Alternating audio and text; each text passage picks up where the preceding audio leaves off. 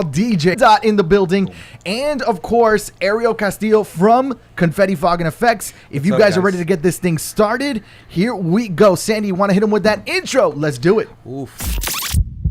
From the heart of Kendall, Florida, it's Pass the Mic Podcast. Solutions for real world problems with real world people. And of course, those crazy people too. And now, your host, Eddie G. Welcome to another amazing Thursday. That's right, ladies and gentlemen. It is Pass the Mic Podcast at 5 p.m. Our new time for everybody out there who is just tuning in. Welcome, welcome, welcome. To my right, I have the one and only and official bad boy DJ, M. Dot. What's up, buddy? Overrated. I'm completely overrated, overpriced. Yeah, you know. But other than that, thank you for that wonderful introduction. And speaking of overpriced, we have Ariel Castillo. Yeah, I know Ariel's pricey. Okay. From Confetti Fog and Effects. What's up, Ariel? What's up? What's up? What's going on? All right, man. What's up with you? Chilling, man. Just got married. And now we know why you sound depressed. So we're starting it like that. We're starting it. We hit him right off the bat. The wife must be listening. She must be tuned in. Yeah. That's definitely a fact. Right. We know that's a fact for sure. Right. Well, ladies and gentlemen, for those of you tuning in for the very first time, it's Pass the Mic Podcast. If you haven't done so already, log on to YouTube where you can check us out on YouTube, www.youtube.com/Pass the Mic Podcast. From there, you're able to chat with us live. We're also on Facebook. We're on Twitch, and we're restreaming through every single platform and media. We are also, right as soon as the show ends, immediately we're on iHeartRadio, Spotify, iTunes Music, iTunes Podcast, Google Play, and every single major platform where you want to listen to your music or podcast. So make sure you check it out there, as well as hit us up now live. You guys can ask these guys questions as we go through it. We'll start with introductions and then we'll have some fun. And of course, as always, it's Pass the Mic Podcast where we pass the mic to you and we're giving you those real world problems and coming up with real world solutions. When do we pass the food? Because I can't work in these conditions. You know what? I refuse to work. Ariel, what about you? You know what? He's complaining, but we asked him. We were like, hey, what do you want to eat? What do you care for? Blank answers. What kind of drinks do you want? Nothing. I'm just messing around. Listen, I'm just happy to be here. He's overpriced, people. He's overpriced. That's what overrated. Hey, what's up to Idalio in the chat line already? What's up, Idalio? Oh, that's my guy. That's your guy. Yes. Did you hear the last one? That is my guy. I watched a little bit of it. Did you hear him about his pooping? No. He's got a pooping issue. What? Wow. Yeah, he's got a pooping issue. Yeah, I kind of skipped that part. But what's interesting is that my 2.5-year-old daughter has a pooping issue as well. So the grown man thing. Yeah, I don't want to hear about the grown man having an issue, but my daughter, yeah. It's all the same. Grown man pooping, daughter pooping. It's all the same thing, right? Basically. Yeah. But I feel like at that toddler age, it's just you really can't, like, it smells so bad. Like, it's, and I can't believe we're talking about this on the podcast. Like, this is why I'm here to talk about poop, ladies and gentlemen. This went from I've driven from where I live, cleared my schedule to talk about poop. Ariel, what about you? From 0 to 100 real quick. Yeah, man. We need the poop confetti. And then watch the invoice, $6,000 to talk about poop. We know you're expensive, brother. Oh, for sure, bro. For sure. Oh man, Idalio's still messing with us from afar about poop. Man, he's a great guy. All right, let's get into this. M. Dot, man, we know that you've been around the world. You've done so many things in your career. For those who have never heard you or never seen you, why don't you give them a little bit of a little synopsis about yourself? Basically, grew up here in Miami. Getting out of high school, had no idea what I was going to do. I was leaning towards law enforcement, surprisingly. Yeah. But, cool. I started hosting parties. The total opposite. Yeah. On an MC level, because I started out as a promoter first, and then I started hosting parties. And I realized that I'm actually kind of decent at this. I wouldn't say good. Actually, I was pretty good at that, working with a bunch of DJs. And then that it was like a aha moment. I'm like, well, let me go back to school and study radio and television broadcasting and communications. And one thing led to another, and I fell in love with the industry. I have some amazing mentors that kind of took me under their wing, and I was just able to accomplish goal after goal. That's amazing, man. And how did M. come along? Like, how did the name get started? So basically, it's if you were to abbreviate your first name, you would write E. and then G. your last name, right? Yeah. So that's all it is. There's no real elaborate explanation. Can we get the government name? Michael. Michael? Yeah, that's where the M comes from. There you go. Straight up. Can you imagine if it was MJ? That would be amazing. That would be pretty cool. Who's your favorite player right now on the Heat? Oh man, I don't have a favorite player. Good answer. Yes, come on, man. You're not gonna. He's trained. He's trained. You're not gonna get me in this. He's trained. This is my 12th season, so yeah, you're not gonna get me to fall for that. But they're all pretty cool, man. They're all scrappy players, no egos. Oh. They come to work and do their job, and it's fun rocking the arena. So for those of you that don't know, he's rocking the arena at the Miami Heat AAA. Yes. The AAA. I just this is my 12th season there, and I spent 2 years with the Marlins. So Yeah, I was yeah, there. I was aware of that. I was the first DJ in baseball, actually. There was never a DJ in baseball. That's right, because prior they to me. opened it as like it was a transition where the marketing team was looking for something to spice up the games, and I think it was the new team that came in and they offered the position to you, right? It wasn't a new team. Well, the new director of marketing in the Marlins. That guy came from the Heat, which is crazy. So that's how that worked out. So that guy who was the director of marketing, he came from the Heat, went over to the Marlins, and took me, and because I got that job because of Irie. So he and Irie were super cool. Dope. Everybody knows who DJ Irie is, the first Yeah, DJ man. in basketball. Shout out to Irie. One of my mentors. And Are you on Irie's team? No, I used to be. Okay. Yeah. I Are used you? to be. Do you have your own team, or are you part of any other I'm groups? an independent artist. contract. Sandy, can we get him a contract, please? Yeah, Sandy. It's gonna be expensive. Yeah. It's okay. Diapers are expensive, It's okay. as well as baby formula. I'm just joking. It's okay. It's worth it. Yeah, it's definitely It's worth it. No. It was pretty good when you started. Yeah. But what's crazy about that? The transition was like, that this was when clubs stopped hiring an MC and a DJ. So then I was like, okay, well, I need to start DJing. I need to learn how to DJ at the time. So, some people took me under their wings. At the time, I was interning for DJ Khaled at 99 Jams.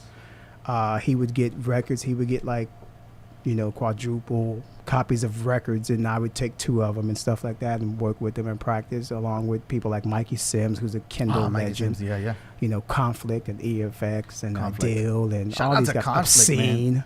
Oof. So all these guys Talking about took the me rich under their group right wing. there. Yeah, man, all these guys took me under their wing and basically kind of taught me how to DJ. And for me, the transition was kind of easy because I played drums my entire life. Obscene So- is a monster. He's obscene. My gosh, his hands are He's a monster. intense.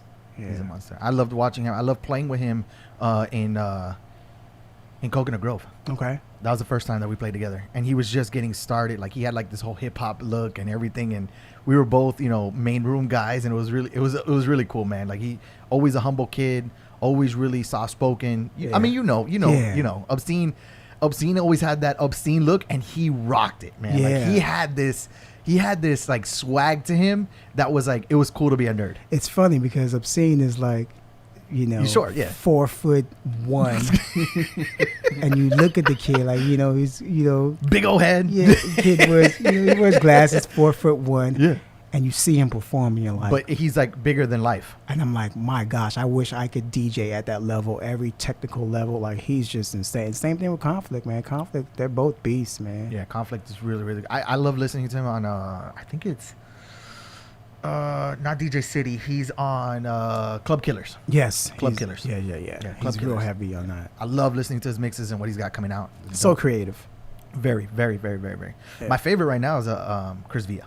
Okay. Chris Villa is definitely one of my favorites. Hometown Miami boys, I'm gonna go with Obscene. I'm going to. It's a mix between Obscene and Craze, but I would definitely lean more towards Obscene, only because his creativity of music. I'm going to. It's a toss up between Obscene and Conflict for me. Really? Yes. Have you really listened to Conflict? I have. Yeah. They're both just equally monsters, just monsters, and I admire both of them from that level. I'm like, man, I wish I can DJ on that level. But we all bring something different to the table. Well, wait a second, you're DJing for Jamie Foxx, man. What's up with that? I mean, come on. Yeah, but that's milestones, man. Yeah, but the technical side of it's super cool. Like, we have the basic cuts and stuff like that. That's a DJ thing. For me, that's a DJ thing. Like, we have turntables here. I love cutting it up and doing my own thing. But the thing is that that's only something that DJs look at. DJs and producers, we kind of gauge ourselves based with our DJ community, but the general population, that's true. They don't really see the technical stuff. We'll be rocking in a club doing wordplay, and they have it went right over everybody's head. Yeah, no idea. And they're just looking at you like, and the creativity, like, and then later on they may catch you like, oh yeah, I did that like 4 songs ago. Yeah, like I did like Sweet Home Alabama and put Sweet Dreams together with Sweet Escape. You know what I mean? Right. And nobody even realized that I just put 3 tracks that all have to start with sweet. That's a lot of sweet in there. Yeah, because I like to be sweet and sour. I knew you were going there. I was right there. I kind of like tossed it up, and you just came with the lob and. See, that's why. You know what? That's why you got the Heat jersey on. That's right. Afterwards, we're gonna have to do like a whole little compilation, man. Let's do it, man. I'm ready. Have some fun. So let's jump into you, Ariel, man. Let's jump into you. That's a hard act to follow. I'm sorry. Right. I mean, you know what? I'm definitely not as cool as M. Dot. Ariel, I'm definitely not as interesting. This is what happens when you get paired with me. I'm just joking. Man, this guy, bro. It's a joke. Can we put Kendrick Lamar in the background? Tell me, Ariel, how did we get started? How did Confetti and Fog get, the start? What is Confetti and Fog, and who is Ariel Castillo? So basically, I got started 13 years ago. Definitely been doing special effects for probably the last, 16, 17 years. Wow. Used to do it as a hobby. Used to do it for friends and friends parties and stuff like that. So basically, my dad told me, why don't you start charging for this stuff? And, Dad's a smart man. It was definitely a smart move, a good idea. And, Confetti and Fog just comes from, we just did confetti and fog. I mean, I basically built like some PVC air cannons to shoot confetti that exploded the first time that I used it. Shout out to FCC. And I mean, a fog machine. So that's where the name Confetti and Fog came from. I mean, obviously now we do dozens of different effects. From pyro, confetti, you've done some amazing fire, shows, man. Like you've like dealt that. with a lot of celebrities in the industry. Definitely, we've definitely done a lot of touring. We've done music videos, a ton of music videos.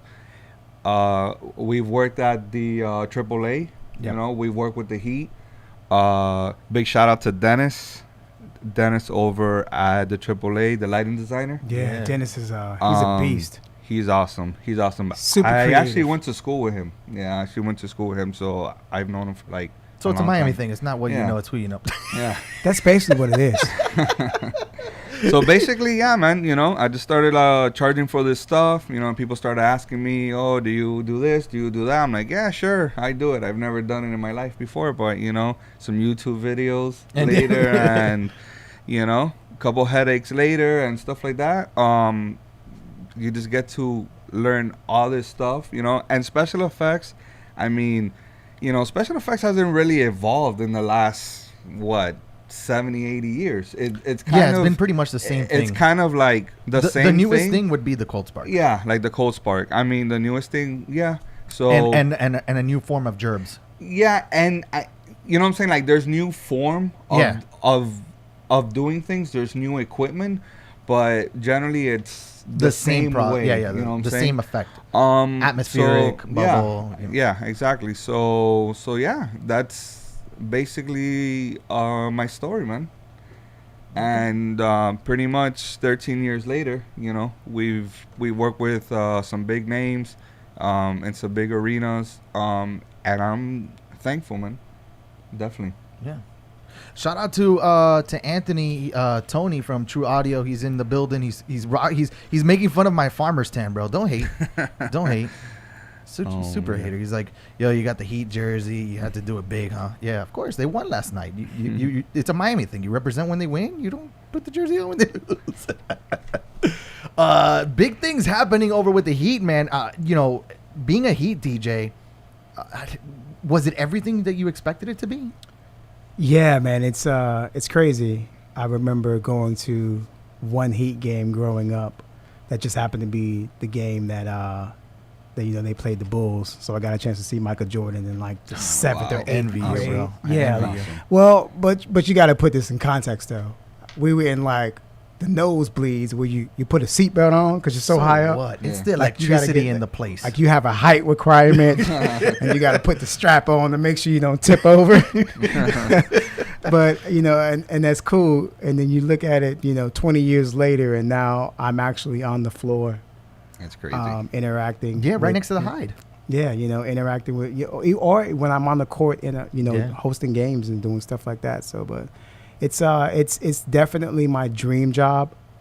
I've always I'm a sports guy myself. I played basketball growing up. So I saw you were throwing some threes the other day. Oh no! Actually, yesterday, right? It was yesterday. Yeah, I went again today. I shoot the leather off the ball. Like Yeah, I'm like an athlete. You were before getting this. down. Yeah, You know what I can got to do? I got to get CEO, Burke, CEO. Uh-huh. Bro, he balls. He's Yeah. he just like you.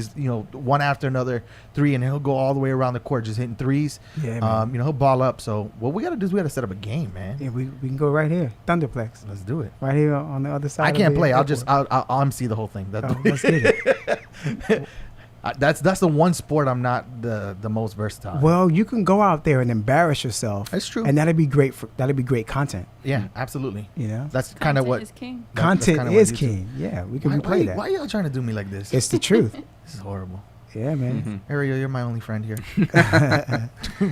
All right, so so everything that you're saying is, it's 100% true. The dream is actually being out there in the court and being there every game. Do you do the go away games at all? No. Irie and I rotate home games. Right. I do not travel with the team. I've traveled a couple times during the preseason, Right. but I'm basically just here. What's next for MDOT? Oh man, what's next? In the immediate future, Yeah. I have a podcast. What's crazy? Oh.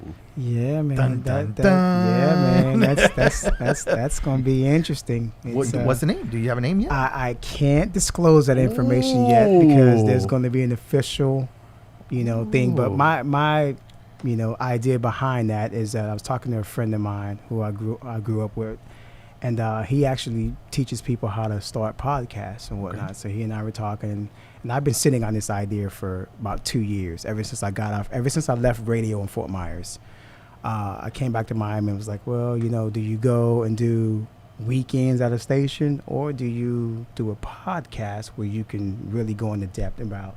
And you're the producer. Yeah, and You know what I you're mean? the producer, You don't have have a lot. someone. Yeah, and then Yeah, you don't have a lot. PD over. Yeah. So It's kind of why I got away from radio and it's the way to go. Yeah. Plus, you have a bigger platform because you can stream on so many different things. Correct. And I was talking to him. I was like, I have an abundance of contacts, people who I've worked with over the years. I don't like saying celebrities because I think that they're like us as well. But Yeah. you have all these celebrity contacts stored in your phone. They have an influence though. Right, for sure. They have an influence. Well, why not do a podcast and get these people on and talk to them? So can Pass the Mic get like a little sample of what we're gonna expect on this podcast? Like what the platform is it gonna be? Comedic? Is it gonna be sports related? Is it gonna be? It's going to be everything. Okay. But from going on my social media, you can see the people that I'm affiliated with, and then that can give you an idea like who would be on. Well, congratulations to you, brother. Congratulations, man. I wish you nothing but success. And here at Pass the Mic, Congrats, we're definitely here to help. And in any which way, we've been doing it for a little bit now. And, obviously I have a lot of connections with audio and equipment and cameras and all that good stuff. So anything you need, we're here for you. Yeah, I love the setup. This is great. Appreciate it, man. Appreciate it. Ariel, as an entrepreneur like yourself, what do you feel is your biggest influence and goals, man? You know, I think I've hit really good goals. Okay. Definitely, yeah. You know what, man? Like before this whole COVID thing, you know what I'm saying? Like I had some really good goals in mind, man. Right. But I've been kind of like thinking about going into different industries. You know what I'm saying? There's nothing wrong with that. The production industry, right now is Slow. is like shot. Yeah, just like It's us. shot, and yeah, it's gonna be like that. You know, people are saying, oh, you know what I'm saying, maybe for November, maybe for December. 2020 is shot. You know what I'm saying? And I think that we're probably not gonna get into some big productions again till the end of 2021. You know, so there's definitely a lot of pivot. You know, you know, I just want to go into like a different industry. Do you have any ideas of what you might want to go into? I have a couple things right now that I'm working on. You know, I'm just not prepared to talk about it right now. Okay. But yeah, you know. I think what COVID has done to creative minds is allow us to really venture out and be even more creative, because we're so like we really can't do much, you know, and this is the perfect thing for me. Like this is like, okay, we're still somewhat in quarantine. Now's the best time to start the podcast. Yeah, exactly. You might as well, you know, and I've been sitting on it for so long, but now's the best time because, you know, and then try to like do other things as well. But this is at least during quarantine, this is like the most my mind has been going, just like throwing out ideas and throwing them against the wall and seeing if they stick or whatnot. And like you said, like trying a new venture, you might as well. Pivoting, like this is the time to do it. Yeah, man. Expand it. It's a pivoting point right have now, and that's kind of how, you know, we started. And now, you know, we're doing the thing with Eddie Alexander. That's, you know, that's kind of how I got a little background story about yourself. And Eddie was, you know, at the Dolphins, and then he was also at the Marlins when you first started there. I don't know if you know Eddie or remember of him. I don't. He's actually with Ramirez? Group. No, Who's Fernandez or Alexander. He had both. He's at the Mixed Group, so he's the director of production. For, Mixed Group. Jason's company. Yeah. I know Jason and and Omar. Omar Fajardo. Yeah. My guys, man. Yeah, they're listening right now. Yeah, those are my guys. So tomorrow, we have our first episode. It's Two Eddies Don't Make a Right. Okay, that's interesting. I like that concept. It's gonna be comedic. It's gonna be really fun. Yeah, that's dope. Yeah, appreciate it, man. So tell me a little bit about Jamie Foxx and how you got started in that, and then what's your go-to equipment, bro? Because I saw your videos and I had to ask. I saw you on an SZ SX turntable, Pioneer 2000s. I've used them all. So whatever works. I appreciate that. You know when you go to a venue, that, bro. I appreciate that. Trust me, boy. Let me tell you, I appreciate that. But what's your go-to? What's your preference? I really don't. But here's the thing: like you have to. There's certain preferences for different venues, right? Or different, you know, events you're doing. Correct. Like at outdoors, the arena, you have don't want turntables. You don't want. Yeah. Yes, you don't exactly. want turntables. When you're on tour, you don't want turntables as well, especially when you're playing with the live band. The stage, it bounces. So the first tour I did with Jamie, that's happened, you know, when I'm dropping Gold Digger and the band's playing along, and then the little skis, and then he looks back like, what the? And I'm like, needles. You know, so then I went to CDJs and never used turntables again while on tour. I mean, it's a cool look, but you know what I appreciate is Rain 12s right now. Yeah, them dropping the Rain 12. You got to get your hands on them. You know what? They're in the shop. I'll give them to you for a little bit. You can have fun. Yeah. You don't like them? It's not that I don't like them, but I mean, yes, I guess it's cool. There's no feedback, which is great. There's no lines. You don't have to worry about the bouncing. You know, it's not gonna skip. The feel of the turning, that torque that you get out of it. It's just something about it that brings that nostalgic Techniques 100 feel to it. Oh, okay. And you get a little bit more torque when you're letting go. So you know how you're used to just lifting your hand on CDJs? Just leave. You could do the same thing with the reins. Okay. You don't have to give it that little kick.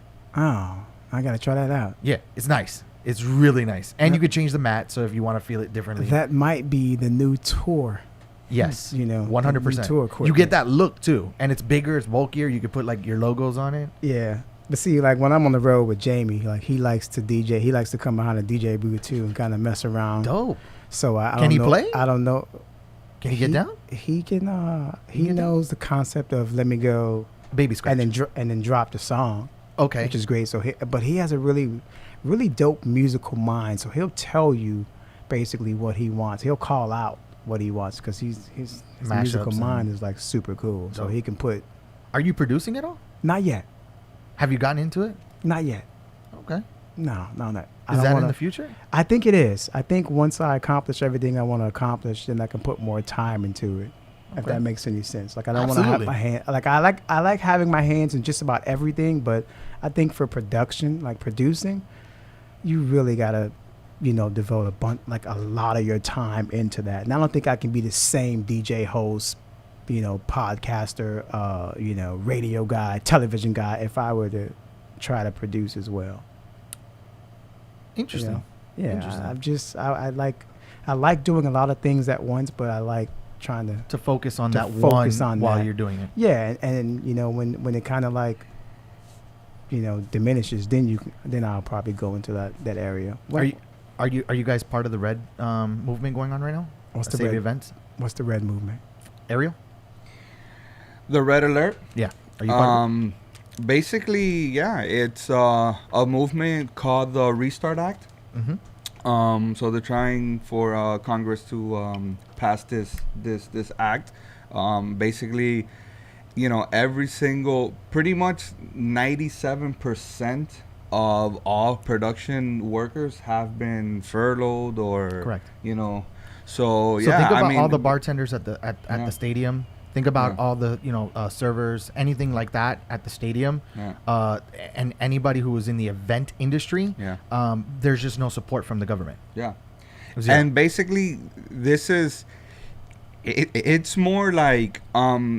these people didn't lose their job. These people lost We're their forced. career. Right. These people lost their career because 100%. you can't, you know what I'm saying? You get laid off, you get fired from a job, you go to Right. another job. But there's no Like one we looking put for anything every right now. piece of energy Yeah. building this and Yeah. building the clientele, getting to where we're at. Yeah. And some people who were just starting, who dropped everything that they had, Yeah. they had this goal in mind and they started and now they're stopped and they don't have an option. Like there's no help for us. Yeah. Even though Yeah, we there's spent no help at all. in this industry, it's millions of dollars. It's Oh, not. for sure. Well, It's not a little bit. It's a lot of it. For the sure. event industry in worldwide, it's about $1 trillion a year. Yeah. Yeah. So And think about all the expense. I mean, you know what it's like to buy gear. Wait till I show you the back. You know what I mean? Exactly. Wait and go to just think about millions of dollars in gear that You go to people Ariel's shop, are still paying for it. People have equipment loans and all that. I mean, there's this gear sitting there for the last 5 months. 6. That Yeah. 6 months Yeah. that you're paying for. It's coming out of your pocket, Right. and I mean, people are taking a huge hit. Yeah. A huge hit right now. So basically, what they're doing is they're lighting up everywhere red. Right. So buildings, stadiums, whatever the case may be, us production companies are coming out and lighting up in red as awareness to what's going on in our industry and bringing light to people to say, hey, we're here too. I love it, but would Yeah. it make a difference? You know what? That's my It problem needs with like it. it goes beyond lighting up A building. buildings Definitely. and stuff like that. Like 100%. we really need to act on that. People need 100%. help. 100%. Yeah. Like 100%. So you got any ideas on it? I don't. Well, Congress. Okay, that's my idea. Yep. I Get someone in office who cares. I Yeah, love exactly. I freaking And love that's- that answer. And dude. that's everyone. That's just not. That's from the Exactly. president on down. Yeah. I Get love people that answer. in office who care about you. That is Yeah. 100% like the best answer anybody can give Yeah. right That's there. it. It's not political or anything like that. It's just Yeah. get people who care about people you. Local leaders have Yeah. shut down. I mean, nightclubs, bars, Everything. movie theaters, everything. You Yeah. know, like all venues. You know what I'm saying? Yeah. And that's affecting everyone that's in hospitality, production. I mean, it's very ugly. I've right worked, I think, twice since this. Well, you this- saw what happened this to all went Clevelander, down. right? With who? The Clevelander? Oh yeah, Yeah. yeah. But that's, you know what's interesting about that? That's gonna be a lot more, man. Mm-hmm. There's gonna be a lot more I've that, already that gotten- can't like sustain. Of I've already course. gotten phone calls. Yeah, from man. Of course, Russell. of course. Yeah, I've that's already the gotten scary phone part about Yep. it. It's rough. It's bad. It's Right. really our industry. I've taken a $380,000 hit so far. Yeah. Yeah, definitely. Well, I can't tell you how much I've taken. It ain't that much, but yeah. I'm pretty much up there. Actually, more. You're more, yeah. More than that. I mean, probably at the end of the year, I'll probably be down about 80% Yeah. from last year. Yeah. And he's got a bigger facility than I do. Yeah. So yeah, it's a scary time. But shout out to your studio, CFX Studios. CFX Studios Miami. Check us Yeah. out on Instagram. We're rocking and rolling. I mean, that studio's booked almost every day. I mean, with everything that's happening, everybody Yeah. going, virtual. I mean, it's the perfect spot. So Yeah. he's got a 4,000 square foot facility, right? That you could drive a truck in, bring all your materials in, right? Cameras, lights, sandbags, whatever you need, back it up into this massive infinity wall. So that's the Yeah. white wall, and then he's got the full black wall, and then he's got a full green screen wall. So he's got all three sides, and you can do whatever you want. He's got three-phase power, so you can plug in whatever the heck you need. gosh. And it's fully AC'd. And then he's got like a little spot where you have a dressing room, separate dressing rooms, and a bathroom. There you go. I'm Yeah. your spokesperson, bro. Yeah. Makeup room, green room, production office. I Yep. mean, CFX Studios is complete. And It's- the price, it's awesome. like you can't beat it.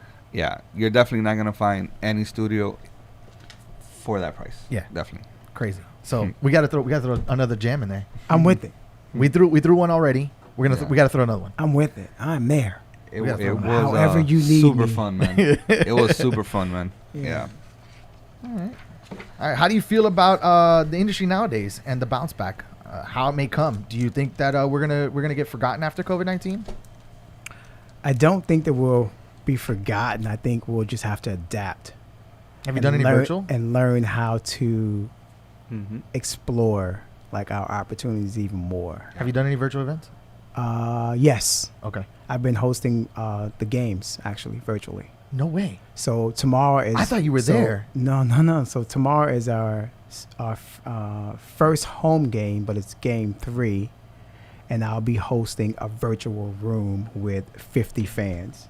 Oh, wow. So I've That's been cool. doing that since we started back in the bubble. So we did, we had like 8 games, but it was really like 4 of our home games, and then we moved on to the first round where we swept the team. But I had 2 games, Right. and then now we have a couple games for the second round. I think they should put Whoa, Bernie that's cool. out there with a COVID mask. Well, I think that would be that's hilarious. But Bernie is in the virtual bubble as well, so Dope. it's kind of That's cool. cool. So myself, Dale, cool. Mike B, some other personalities, Pixar, Torch, What? our own separate rooms. So dope. Whoa. Yes, super cool. What's And up with again, the it's hide? like 30, 40 people in there, and then you just. What and are they then doing in the hide now, though? Anything? Nothing. Or is nothing? It's just- Nothing's open. Yeah. The arena's not open. Hide's not open. None of I that. know that they put like the Crazy. LED wall around, and they have like fake people, No, on the but LED wall. that LED wall comes from the comfort of our homes. Right. So what happens is, so the same way we're on right now, Right. and I'm in the seat, Right. you're in the seat on your laptop, And they put and it then up there. and then that gets on the virtual, Yeah. that gets on the Dope. video Right. screen, So, like that the you watch real- when you watch the game. So you, Eddie, in your seat area, you in your seat, okay, and then when you watch the game live, that's coming out. How does You're it- on your That's seat. cool. How does it make you feel that the Dolphins are opening up, though? They're going to open up to like 17,000 people, But here's the thing about that. Well, it's, right? 17. Sandy, can you double check that number for me? I think it's 17 Yeah. or 13. It's up to 17. Up to 17,000. Oh, it's up to 17. There you Wow. go. I'm happy for it because it's going to allow people to start working again. Right. You got Yeah. to think about the concessions Exactly. Right, of course. and all those Exactly. people. So it's giving people income, which is cool. I'm also happy for it in retrospect. Like maybe when our season starts, we can do something similar. Now who knows what the number will be, but if the NFL is doing it, Yeah. we follow. eventually. Yeah. That's, Exactly. we're right behind that Yeah. in our season and stuff like that. So then it kind of like, okay, well, cool. That's also going to allow people to work, and people are struggling right now, dog. To be honest Yeah. with you, so Yeah, man. It's rough. I mean, if you can get those It's games rough. and get that Yeah. paycheck and whatnot, and then I'm all for it. I see people, you know, like, oh, celebrities are good. No, they're not. They, you know, they live on the same principles, just bigger numbers, right? Yeah. So they have a $17 million home, and yeah, they made $300 million, but you got to understand, $17 million home comes $17 million bills. You know, the AC is more expensive, the water's more expensive, and then they have security, and then 1,700 family members. Yeah, and everybody reaching out, and everybody takes a piece of the pie. You know what I mean? Exactly. They pay bigger taxes, they pay everything else too. You know what I mean? They have accountants, CPAs, and things that they need to protect themselves with. So they have the some of the same bills that we do, higher numbers, and then they have other bills that we don't because we just don't feel that. Right. So everybody's hurting in their own little way. Right. And you have to respect everybody's, you know, situation. So I think the thing is awareness to everybody. You know, just be respectful, be polite to one another, and the world will be a better place. That's really what it boils down Agreed. to. Yeah, 100%. Ariel, do you think COVID is going to bounce back? Do you think that we're going to have like any issues? I mean, you're in the same industry as I am. How do you feel about it, man? I mean, it will bounce back eventually. I don't think it's gonna happen anytime soon. Right. You know, I'm hopeful. You know what I'm saying? But definitely, I think it's gonna take a while. You know, definitely. I would probably think sometime next year, mid-year. But yeah, you know, is it gonna bounce back? Yes. Do you think it's going to come back strong? I have a lot of guys telling me, no, next year's going to be crazy because of all the events that got canceled and stuff. I think we're going to have an economic depression, honestly. Next year? I believe so. I believe so. If things go back to normal, next year will be phenomenal. If it does. But I have a strong feeling that we're going to be economically impacted by all of this. Oh, I most certainly agree. Yeah, no, for sure. Because again, it's what going to we be hard just to have said, events. people are hurting now. Yeah. So you carry that over until 100%. something changes. Exactly. Of course. You know that we'll take a hit. They're already sending out bill letters for the EIDL. And if you don't pay, you don't have to pay. But if you don't pay, you have interest that accumulates. Oh, Yeah. And they didn't say that before. That interest is how high? 3.75. Yeah, 3.7. But 6% because it's rollover interest from not paying. Exactly. Correct. Yeah. It's really bad, man. Like really, like if you took basically 100,000, you're gonna pay 160,000. Yeah, that's crazy. Basically, like they lend you the money, you know, and you need it, you use it, but at the end of the day, you just got yourself in a debt. Huge debt. Yeah. You know, it's better than anything that you would have gotten, but there was a lot of things 100%. That they did not say to. Oh no, you getting robbed in broad daylight without a mask and a pistol. Yeah. Somebody robbing you without a mask and without a pistol in broad daylight. Oh man, they're gonna get their money, bro. Yeah. It's crazy. In a suit. You know, it's the government. You knew that they were gonna get their money in a suit with a smile. Mm-hmm. Case in point, right? With a smile. But yeah, I mean, would it bounce back? Yeah, 100% it will. But is it gonna come back strong next year? I don't know. If you were starting, because you've been successful for quite some time now, if you were an up and coming DJ right now, and you wanted to get into a position like yourself, how would you approach it? I mean, I know I have a lot of DJs on here. I you know, all the guys that we mentioned are friends of mine. So I'd approach it the same way I approached it when I started. Then? Yeah, no change. I basically started. I had to prove myself that I was serious about DJing because remember I made the transition from MCing to actually DJing. So when I first started doing parties, people didn't believe that they didn't take me seriously that I was a DJ now. Yeah. So I basically DJ'd for free several parties. Yeah. Like several parties. And I was cool with that because I knew that in the long run I'd be okay. Plus I had all these contacts and stuff like that. Right. I was making these contacts because of my new position. You got a lot of club experience? Yeah, I've done just about every club here for the most part. How do you feel about the club industry, how they treated DJs? I've always been... You could be honest, man. No, but here's the thing. I've always been treated fairly well for the clubs that I've played at. Right. Now, my thing is I never wanted to be considered a club DJ. Mm-hmm. So you never got a residency? So my residency was, let's say up until a couple years ago was at the Viceroy at 50. Okay. And that was a once a month thing. Why? Because those people I dealt with forever. So I knew I would get my rate and I knew I would get treated properly. And I knew that I can show up with 75 people after a Heat game and they treat my people Correct. how they treat me. Exactly. You know, because my people are an extension of me. Yeah. So, you know, with some of these other clubs that I've played at, I've been treated for the most part pretty good. But again, I never wanted to just be a club DJ. Not that there's anything wrong with a club DJ, Right. but I think It just wasn't for you. I just had so much more going on With the emceeing. that was not just emceeing, but just, you know, from radio to television to being a sports entertainment DJ to Right. touring with a Because you Grammy got to Award do all winner. that before you got into clubbing, What? radio. No, uh, I did. I got into clubbing first. Okay. I got into clubbing first, and then I started And to expand. And then once I expanded, I was like, okay, cool. Clubs are great. I can do a club once a month. I can Right. do a club twice a month, and that was okay for me. Right. Because I had other, if you want to break it down, other income. I had Correct. other sources of Yeah, income and other things that took up my time that I loved equally.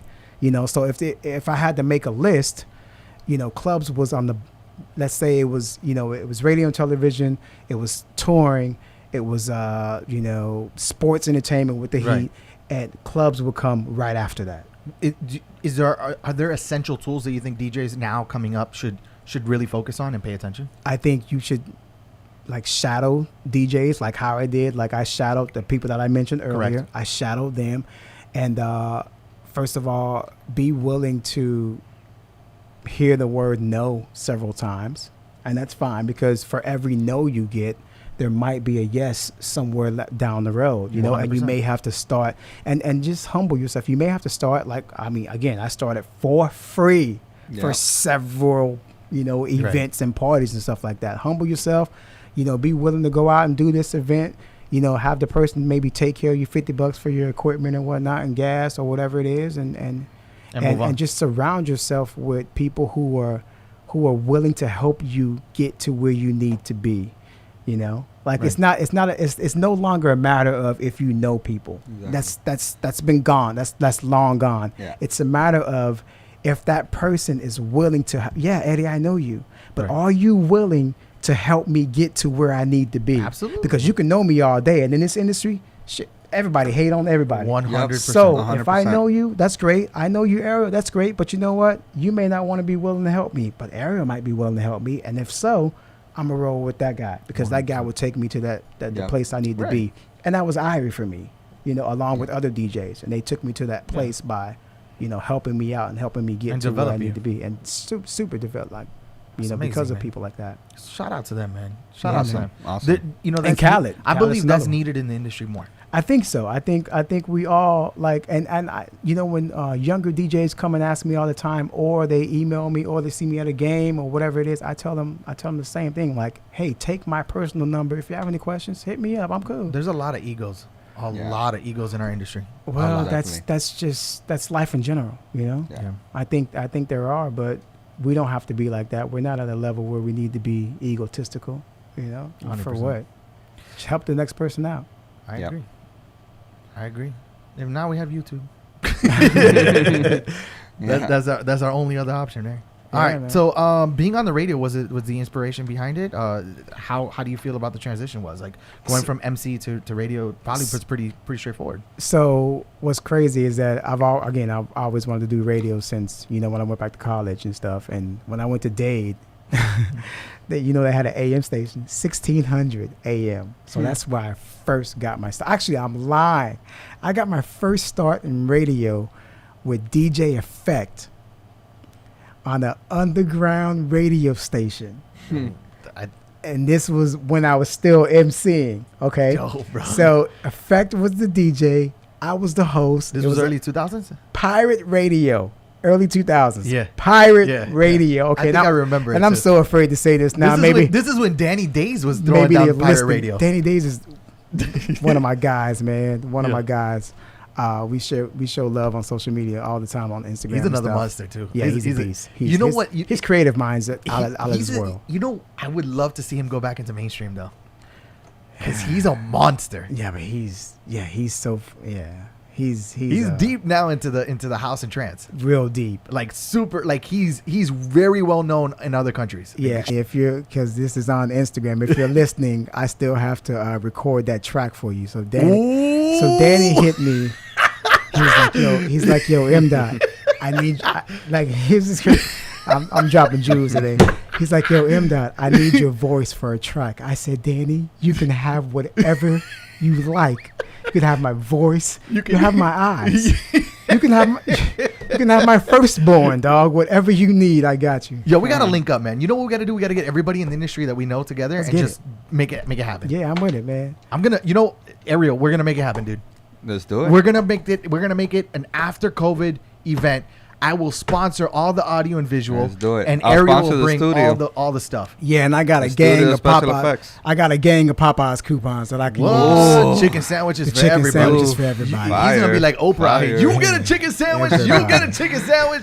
Yeah, I got him. He's going to throw them out with those the confetti launcher. Now we the t-shirt cannon. With the t-shirt cannon, we're going to show chicken sandwiches with the cannon. Boom, I got hit with the chicken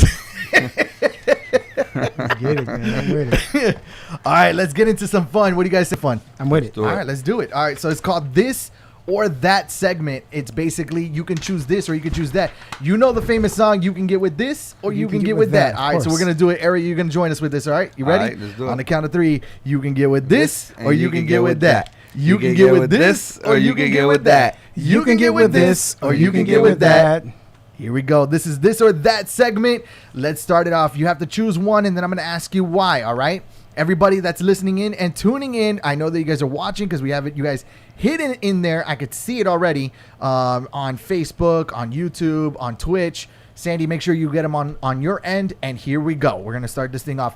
Sports events or music events? What would you rather? Are you starting with me? That's right. That's a tough one. You got to choose one. Do I have to? 100%. You got to choose one. Is this or that? Can you go with Ariel first? All right, I'll give you a few minutes. I need Ariel, a pass. sports Man. event or music event? You know what I'm going to say? Music, man. Music event. Music event, bro. Why? I'm not...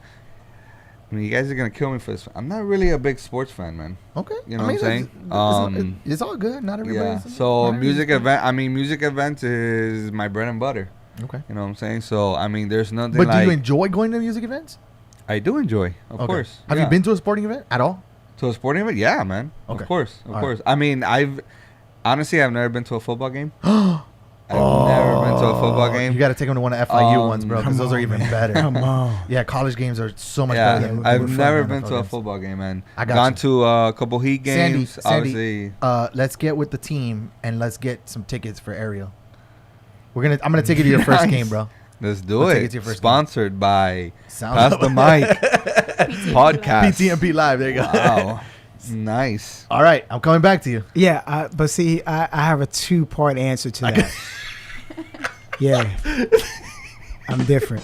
All right. So, to attend or for me, because I work in both industries. It's to attend. Yeah. It's to go. What would you rather? That's what I needed to All right, break what down. would you rather? I thought you said you had this. Well, it's tough, man, because I have a love for both. I'm a huge sports fan, but then I'm also a huge concert goer. Okay. Yeah.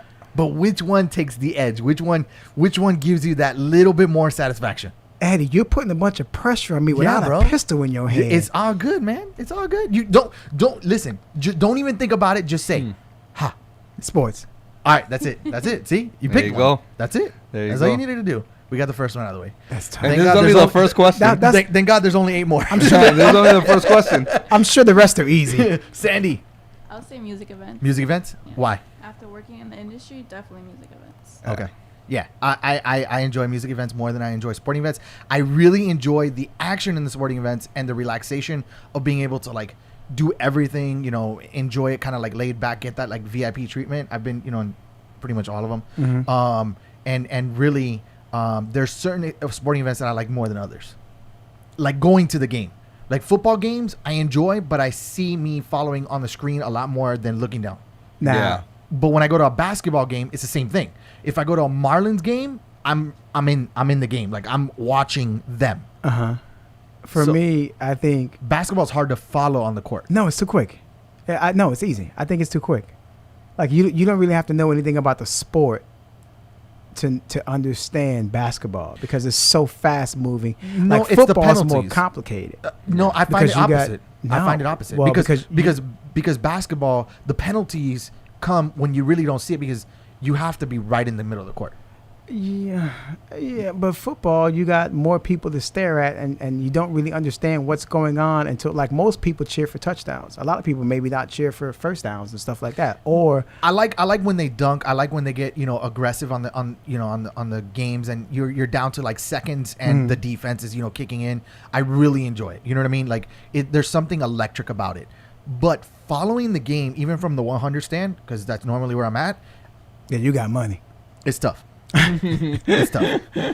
It's tough. Yeah, that was a small flex, ladies and gentlemen. No, I mean, look, Almost, it really wasn't effects. I get I'm messing with you. hookups from a couple of friends in the industry, and that's how I go to the Hide. Yeah. You know what I mean? They pay for their $1 million seats. Yeah. And then they don't go to every game, and they hook it up. So now let me break down the second part of that.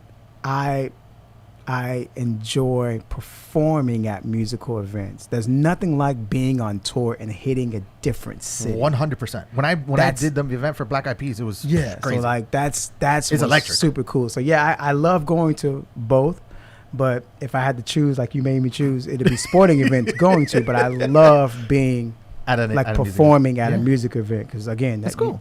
Traveling. But you had to all choose over the this or world. that. So Yeah, here comes number 2. You ready? yeah. All right. Here we go. It's gonna be easy now. Magic show or acrobatic show? Oh, let me see magic. Magic. Yeah, Who's your favorite magician? I don't have one. Come on, give me something. I don't know. Who's one that wowed you? Black people really don't believe in magic like that. You never heard about black magic? I'm just trying. That's the only magic we believe in. Oh man. But we don't really believe in magic like that. So if you do a magic trick in front of us, The next time I DJ with this guy, that's gonna be the first song I play. Do you believe in magic? We're probably going to haul ass. Like if it's a really We outta good here. match, yeah, we're gone. We're like, oh yeah, this is some kind of witchcraft, some kind of Tu me hiciste brujería. brujería. That's my song, man. A gran combo. Ariel, Yeah. what you got? Magic show or acrobatic? Acrobatic show. Okay. So Definitely. you're more of a Cirque du Soleil. I'm more of a Cirque du Soleil. There's all these shows that I've gone to and stuff like that. Like, honestly, I don't even look at the show, man. I'm just looking up All the at lights. I do the all the same lights, all the effects, like how they did this, like how they're flying around. Facts. You know what I'm saying? Yeah, everything definitely. captures me when I walk in, man. Like Yeah. I went when I got to do the inauguration for Symphony of the Seas. Okay. For Royal Caribbean. The boat. And Me too. The boat. Me too. The little paddle boat that's out there. And when I went into the decks, the biggest thing for me was like I was looking around and I was like, holy crap, they're using a Meyer system. Man, it sounds really good. Then I'm looking at the ice arena and like they're doing this whole beautiful synchronized thing, and I'm like, wow, the lighting matches everything. And I'm like, oh man, look at the lasers. Oh, dope. The atmospheric effects are like amazing. Yeah. And I'm like, definitely. focus on like on the show. every time I go to Disney, Universal. Oh, yeah, Like facts. I'm just looking at the rides. Like I'm getting I'm just text looking at messages. everything, man. Yeah. I get WhatsApps from my guys in the industry. Rainier, shout out to Rainier. I know he's listening. He's sending me stuff from Disney right now because he's like, Oh, yo, wow. it's super empty, but it's so weird. And look, he's sending me pictures that they're using acoustic systems. And he's like, Wow. he's sending me all That's kinds of stuff crazy. because literally we can't go and to a place You can't, and see. man. He's like, that's like a custom box where the speakers You hit in. can't, bro. You can't. If you're in production, you cannot enjoy something without looking at how it works. Yeah. You can't do it. You can't. I do it. ruined You can't Sandy do for it. life. Ruined. Everybody that I know, like even James, like he goes to a club now. He's like, I hate you. I can't go to the club without looking Yeah. at the lights. Yeah. Or when I see like messy cables. Oh, Oh, dude, yeah. that's a That's pet horrible. peeve of mine. Don't go Shout in the out. DJ booth. Shout That's out a to pet Paulo. Yeah. Shout out to my main tech Paulo. He hates messy cables, man. Man, he hates messy cables. Sandy, magic show or acrobatic? Magic show. Okay. This is a tough one for me, but I'm gonna go with magic show. Yeah. Okay. Yeah, I'm going with magic show simply for the fact that the craft of it and the amazement and the wow and the questioning factor. Oh yeah, for sure. Yeah. The questioning factor is really what gives it to me. Yeah. All right. So book version or movie version? Man, this is easy. Book. Man. You're a reader? Huh? Yes. Big reader. I'm on my 17th book Nice. Front to back? since quarantine. Whoa. Yeah, that's what I've been doing. I thought he was talking about overall life. No, I read 15. I read 2 more since the beginning of the year, and then when quarantine started, Fiction I or knocked out nonfiction? 15. Both. My favorites are autobiographies. Yeah, no, see, I don't. You Well, can't- autobiographies are cool. 'cause Listen. If you get a chance, I don't know if you watched or read it. Was DMX's I haven't. phenomenal. I read. You'll be like this the whole time. I read like the all the time. autobiography of Malcolm X, and that was really good. Man, that was really good. great. I got a little insight on that one. Yeah, that was Ariel, book or movie? Movie. great. Production. Movie, It's man. tough, man. Yeah. Sandy, Book version. book version. Hmm. I didn't even picture you as a bookworm. The Well, I book guess version? it's not a book for you. It's like the internet version. I feel like book versions are always better than the movie ones. I agree. Interesting. Hmm. I enjoy movies a lot. I'm a movie buff, so I'm gonna have to go with movie.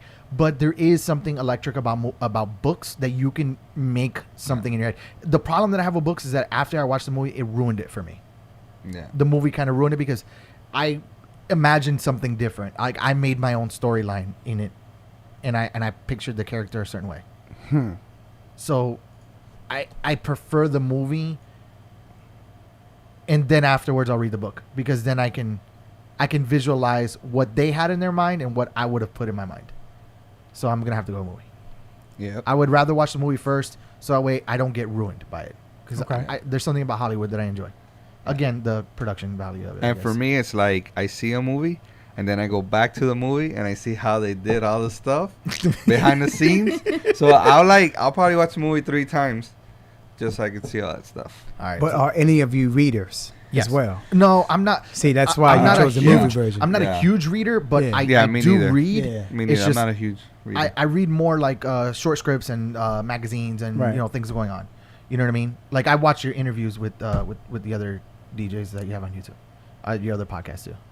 Okay. I've seen pretty much all the work that I could on you. I Cool. do my research before any artist or anybody comes in. Yeah, man, I hit the podcast circuit. Yeah. I was knocking them out Yeah. during quarantine. Yeah. Let's see what we got here. We got I just passed it. Sports events, music events. All right, so music is the popular one here. Man. Magic show. Magic. Eddie's always on the stage and lighting tool. Movie version. I hate reading. Oh. Book. You know what's interesting about that is that this is coming from a person who maybe read one book every 3 to 4 years or so. Uh-huh. And then that was one of the things that I told myself at the beginning of the year. I want to start reading more. Put my phone down, less time on television, and read more. And I It's actually really did. good for you though. It Yeah, really super. stimulates the mind. Super. Really. And you learn so many new words. Yes. So Yeah. many new words. But then again, you can watch The Big Bang Theory and then learn a lot of new words. Never seen it. Really? Never. Bazinga. Mm. Yeah, Tough, bro. I've probably seen a couple episodes. I like that show. I really Yeah. do. Anyways, all right, we got Idalio says sport events, magic shows, and movies. There you go. See? But he poops himself, so who cares? Right. Live or recorded? Live all day. Definitely. Yeah. I'm 100% with you on that one. Yeah. I've never even, when I was on radio for 5 years, I never voice tracked the show. I love bands. I have a thing for bands, bro. Yeah. Like the instruments and the playing of it, Yep. it captures me so deep. Like I'll just be lost in it. Yeah, because you have 100%. that musical background, so It and you can just- hear when somebody's riffing, like just going off on the keys or something, or like the bass or whatever it is. That's exciting, man. That's Super. great. Super. I can't wait to be able to watch like a Bruno Mars. I Yep. haven't been able to see like a Bruno Mars show. Yeah. Ariel. Live what though? Like Live or I recorded? mean, definitely like theater live, like live. You know what I'm saying? So in general. if there's a movie or there's like a theatrical performance of it, live Okay. theater. There you go. Live. Yeah, it's You can pretty much It's balance awesome. it out for almost everything for me. yeah Yeah, live in every aspect. live. Yeah, There's yeah. something about it being there in the raw that's fun, Yeah. exciting. definitely. The energy that you Yeah. feel in the place. And definitely all these like big theatrical Broadway type shows are amazing. I mean, I don't know if you guys ever seen. I've been to a Broadway. I can't stand the singing. Really? Yeah, I can't stand it. but it's gets to me. it's not only that. You know what I'm saying? Like you have other shows that are not Like, really about singing. I can't you know? watch Glee. Nah, I really nah, cannot watch nah. Glee, bro. It'll drive But me like nuts. I'm talking about, like Phantom of the Opera, Wicked, You know, that's something I haven't been to that I really want to go to. Oh my god! I saw bro. Rent on in New York actually many years ago. Yeah. That's a great Broadway show. Yeah. Well, musical. I want to go to an opera though. Have you been to an Yeah. opera? I have. I And- watched. My gosh. And don't tell me The Fifth Element, because that's not No, going to no. I can't think of the name right now because I played the song in band. What's one of the most famous operas? Like, and it comes here. Nutcracker. Oh, okay. Oh, Yeah. the Nutcracker. Yeah, Yeah. it was Okay. a Nutcracker, I believe it was. Sandy, live? Definitely live. Yeah, I think we're all in agreement there. Yeah. I'm pretty sure everybody on social media is going to go the same way. There's just something about it. Yeah, live. I hate recordings. All right, there we go. Fancy or laid back? Laid back for sure. Yep. Really, man? With all the swag you got, red jumpsuits, and I do like wearing a suit. Like I do like Yeah, dressing man. up, but the majority of the time I'm laid back, man. okay. I'm definitely laid back. Jeans or shorts? Throw me some basketball shorts. I'm good. Done. Yeah. Alright. Laid back, man. I figured. Definitely. I mean, I literally just bought a suit. Like I never wear a suit for the wedding. for the wedding. Yeah. Don't worry, I'll plug it in for you. I got you. Dope. I got you. So yeah, Give it a couple laid years. back, man. Shorts and a t-shirt, bro. There it is. Yeah. Sandy. Laid back for sure. Interesting. I like dressing up. Really? Yeah, I like dressing up. As much as I'm like relaxed, I utterly wish that I could be in the 50s, bro, where like you wore a hat and a suit the whole time. Like, it's Yeah, just- but they dressed up when they just went to the grocery store. Correct. So that's like dressing up and going to CVS. I don't do it now, but probably because I got fatter. But I utterly enjoy being more dressed up. Like I would wear polos all the time. I used to be super hood, so for me it was like when I made the transition, it kind of just changed everything about me. I dated a model, and she's the one who got me into it. Okay. Well, I own quite a few suits and a couple tuxedos, and I love dressing up. But again, the majority of my time, I'd rather be in a Just t-shirt, laid back? just chill. Yeah, Yeah. of course. Yeah. Like if I go to anything casual, for me it's definitely like a polo. Like I have to. Like it's my thing. Yeah, I I don't haven't know. worn a polo in That years. or like fresh cuts. Like it's You haven't worn a something. polo in years? Yeah. It- Oh, wow. You know what? It makes me feel good. That's Actually, what it I'm is. lying. I wear heat polos, but other than that, I haven't worn a polo in years. Oh, I, wow. I'm a button up. I like the button up. Yeah, Cool. yeah, of course. Cool. Yeah. But button up, short sleeve, Yeah, for sure. Skinny? Or long sleeves. skinny jeans, or relaxed. Skinny. I'm wearing them right now. I can barely put these things on. Oh my god, My gosh. this guy.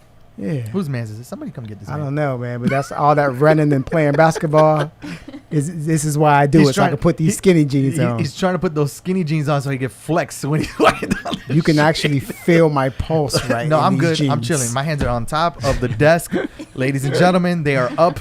Yeah. They are on top of the desk holding the What's papers. Beyonce okay? say in her song in the Savage remix? If you don't jump to put jeans on, that's me. Wow, Yeah, that's cute. I'm just joking. you guys haven't caught on to my sarcasm yet?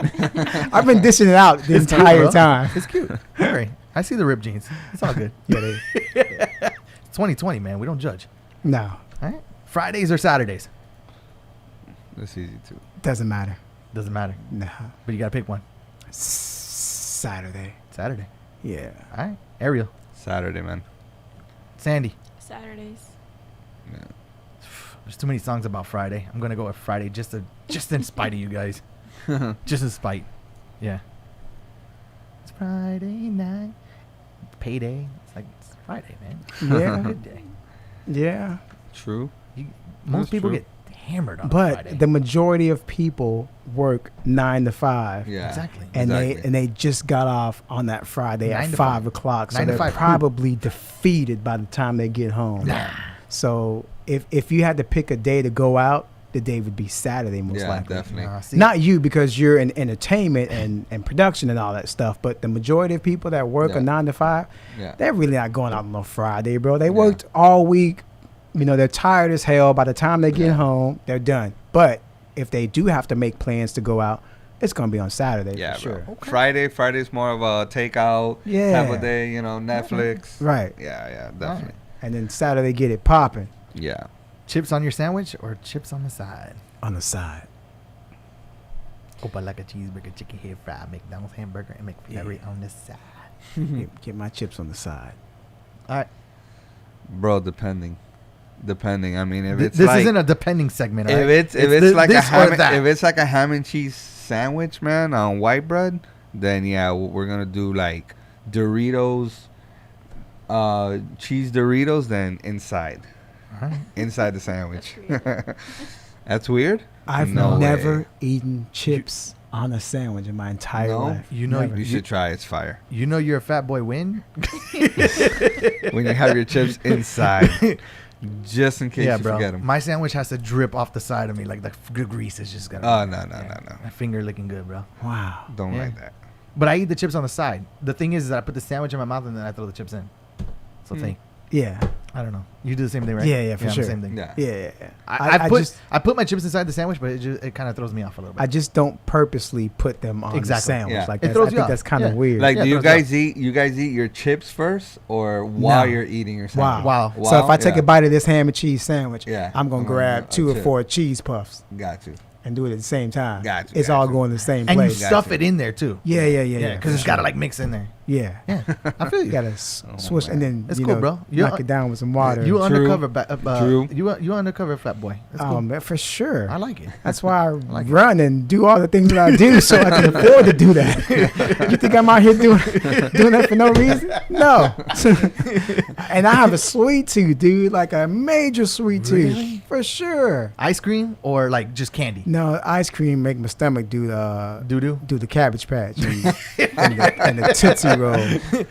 Like my stomach be doing Idalio. yeah, basically, yeah. I can't eat ice cream, but cookies and I really love Krispy Kreme donuts. My Lord, Those are so good. thank you for somebody. Thank you, Sandy. I appreciate that. From the sidelines over there. Yes, fat girl. because everyone was looking at me like I couldn't get an amen on this. Look at it. Sandy's holding her face. Yeah. She's like, God damn it! Why are we talking about this? Yes, but I have a sweet tooth, dude. A huge sweet tooth. Yeah. Yeah, man. All right, that's cool. Antique or brand new? The new. New? Yeah, give me the new. Hell Don't yeah. give me some Brand new, used. man. This is gonna be a tough one for me. Sandy. That's difficult because I think antique is like really cool, but I'll go with brand new. I'm going with antique. Okay, why? It stood the test of time. That's true. Okay. I get an iPhone today and tomorrow it's gone. Okay, so So what, Like does that I mean like you're gonna get a old flip phone? school cars better than I like new school cars. I get I like the old school mentality than the new school mentality. Man, honestly, I mean, So for me, antique. my car, bro, if it doesn't have like Bluetooth and, Right. and all that stuff. If you didn't have it, you no, wouldn't miss it. No. If you didn't have it, you wouldn't miss it. Yeah, Think about but it. now I have it, so now I'm gonna Think miss about it. You know think what that I'm the TV that you have in your house right now is the best thing in the world, but you go to the store and you're like, huh? saying? Yeah, but that's brand new. yeah, No. So that's proving our point. That's going to No. be brand new. exactly. No. I mean, there are certain things that, are better new. Okay, like the new things, the new technology or stuff. Right. But when it comes to me picking something, I prefer. All right, so antique. give me an example. Like you use If I- cars. So okay. give me an example. What's your dream car? I like trucks, so it's funny enough. I like a lot of trucks, but if it had to be a car, like since you said car, Chevelle SS 76. Okay, give me truck. It's gonna be a C1500 or an F100. F100. That's a 50s, like 1950s. 1950s. Yes. My gosh. Yeah, 1950s F100 has that No big way. fat front end, with the single bar, dual circular headlights. The front hood kind of tilts a little bit. It gives you that nice nostalgic look. Yeah, no. That was also when they had full service gas stations. 100%. Like when you ran and 100%. they did it Yeah. all for you. But then again, And the somebody got motor, paid for that. The motor and the brakes, I would prefer new. Right. So, but I love the nostalgic of it. look. Yeah, Okay. 100%. I even candy canes, barbershops, everything like that. Those things just appeal to me, 100%. So again, you could see yourself dressing how they dressed, 100%. like to go just to the grocery store. Like everything was like they were. But it was formality and respect. That's what I love about it. Yeah. They would hold the door for somebody. They when you dress right, you feel right and you treat people differently. It's a proven fact. If you dress up for your Sunday best, you act like you're in your Sunday best. I don't know. I think we're all confident people. Like I'm sure Ariel, you're confident in what you're wearing. For sure. I'm confident in these skinny jeans with these holes in them. I'll dress like this because it's comfortable, and I agree. But if I had to go out, like for example, if I had to go to a birthday party and meeting some new people, I would never dress like this because I don't want my first impression to be like that. Well, I get that. Do you understand? I get that. So for me, dressing up is my way of putting my best foot forward. Okay. Yeah. All right. It shows who I am and that I care and that I'm respectful. Do you understand? Yeah. There's nothing wrong with dressing down. I'm not saying that you're less of a person. What I'm saying is, for me, it just, I want my character, I want my personality, my persona to come out that way because I grew up a little, like, it wasn't what I have now. I had to work very hard to get what I'm at. And for me, it just shows the hard work paying off. All right. So hypothetically speaking, for the women, do they have to wear the dresses to where it come down to their their calves? No, because Marilyn Monroe never wore it down to her calves. Yeah, no, she wasn't really respected. Yeah, much. exactly. She was respected. No, okay? she wasn't. She wasn't. Let's talk about Lucy Bell. You want to keep going? I can keep going. I just name me somebody who was respected. Marilyn wasn't respected. Lucy wasn't respected? I don't. I Love Lucy. I know who she is. Okay. But, you don't think she was respected? I'm sure she was, but I don't think Marilyn was. How about? Let's see. Let's see if I can. Marilyn was a sex symbol. What was it? Gangsters. Famous gangster. Al Pacino? No, not Pacino. Al Capone. No. They were a duo. Bonnie and Clyde. Bonnie and Clyde. Thank you. Bonnie and Clyde. Mm-hmm. Bonnie used to be a little bit more hyped up. Like she would wear very tight dresses, and she wasn't, really low cut. She was a little bit more comfortable, had it a little higher. She actually wore her dresses right at her kneecap. Yeah, but she'll probably also pistol whip your ass too. So what? but she was respected. Because she had that pistol in her hand. Yeah. And you know what? She was extremely smart. Yeah. Extremely smart.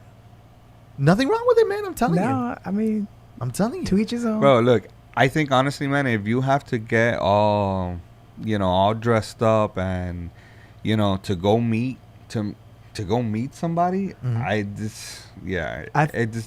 You know what I'm saying? It just doesn't make sense to me. I don't you know feel, what I'm saying? I don't feel like I'm you know dressing like you're not up. gonna go. You're not gonna go to a job interview in shorts or whatever. No, but right. if you're gonna go see one of your like family members or meet one of your Here's a prime example. friends, and you need if to I was get gonna go meet in a Sandy's suit, it just family doesn't members, make sense to me. I wouldn't dress just regular. I would have to put a little bit of effort into it Like because. what? For example, I would like jeans and a polo. Exactly. Like if it was like an outdoor event, I would wear nice khakis, right? Nice khaki shorts with a polo, and I wouldn't wear a hat. You know what I mean? Like I would present myself in a better fashion. Yeah. Once I got to know you and I was a lot more comfortable around you, or if I was doing a home event or something, I would probably dress more down. You know like what for I mean? me, More I relaxed. think it's just one of those things that I just don't care what people think about me. You know what I'm saying? It's not, and I'm just like, you know what I'm saying? Like I'm gonna put on whatever I feel comfortable putting on. I don't have to impress anybody. Right. You know what I'm saying? I get it. I don't think it takes me to dress up for you to respect me. Yeah. Like I think it's easier for people to respect you. Yeah. I really do. But you know what it is? that's You know what it is? You want me to tell you what it really is? It's the mentality that we have nowadays. It was brought to me in the old days. I used to dress a certain way, and I am brown, Latino, and when I would go to a job interview or when I would go somewhere, I had to work double as hard to get that position or do something or get into that role. When I first started wanting to do big events, I wasn't as respected because I was Latino and I looked Mexican. Honestly, 100%. I'm being 100% real. So I had to change my persona to get those positions. Now, do I feel it was necessary? No, but do I think it was a bad thing? But Neither. that's also people's personal prejudices. Yeah. You know what I'm 100%. saying? Like, Definitely. of course, for a job interview, you're gonna dress up and 100%. do what you Yeah. do. But I mean, I don't see anything wrong. But when with I go to the gym, when I work out, if I'm doing something that I think is working for myself or my body, I'll look at people and I'll be like, you don't pay my bills. I don't care what you think. And that I Yeah. really don't care about what people think.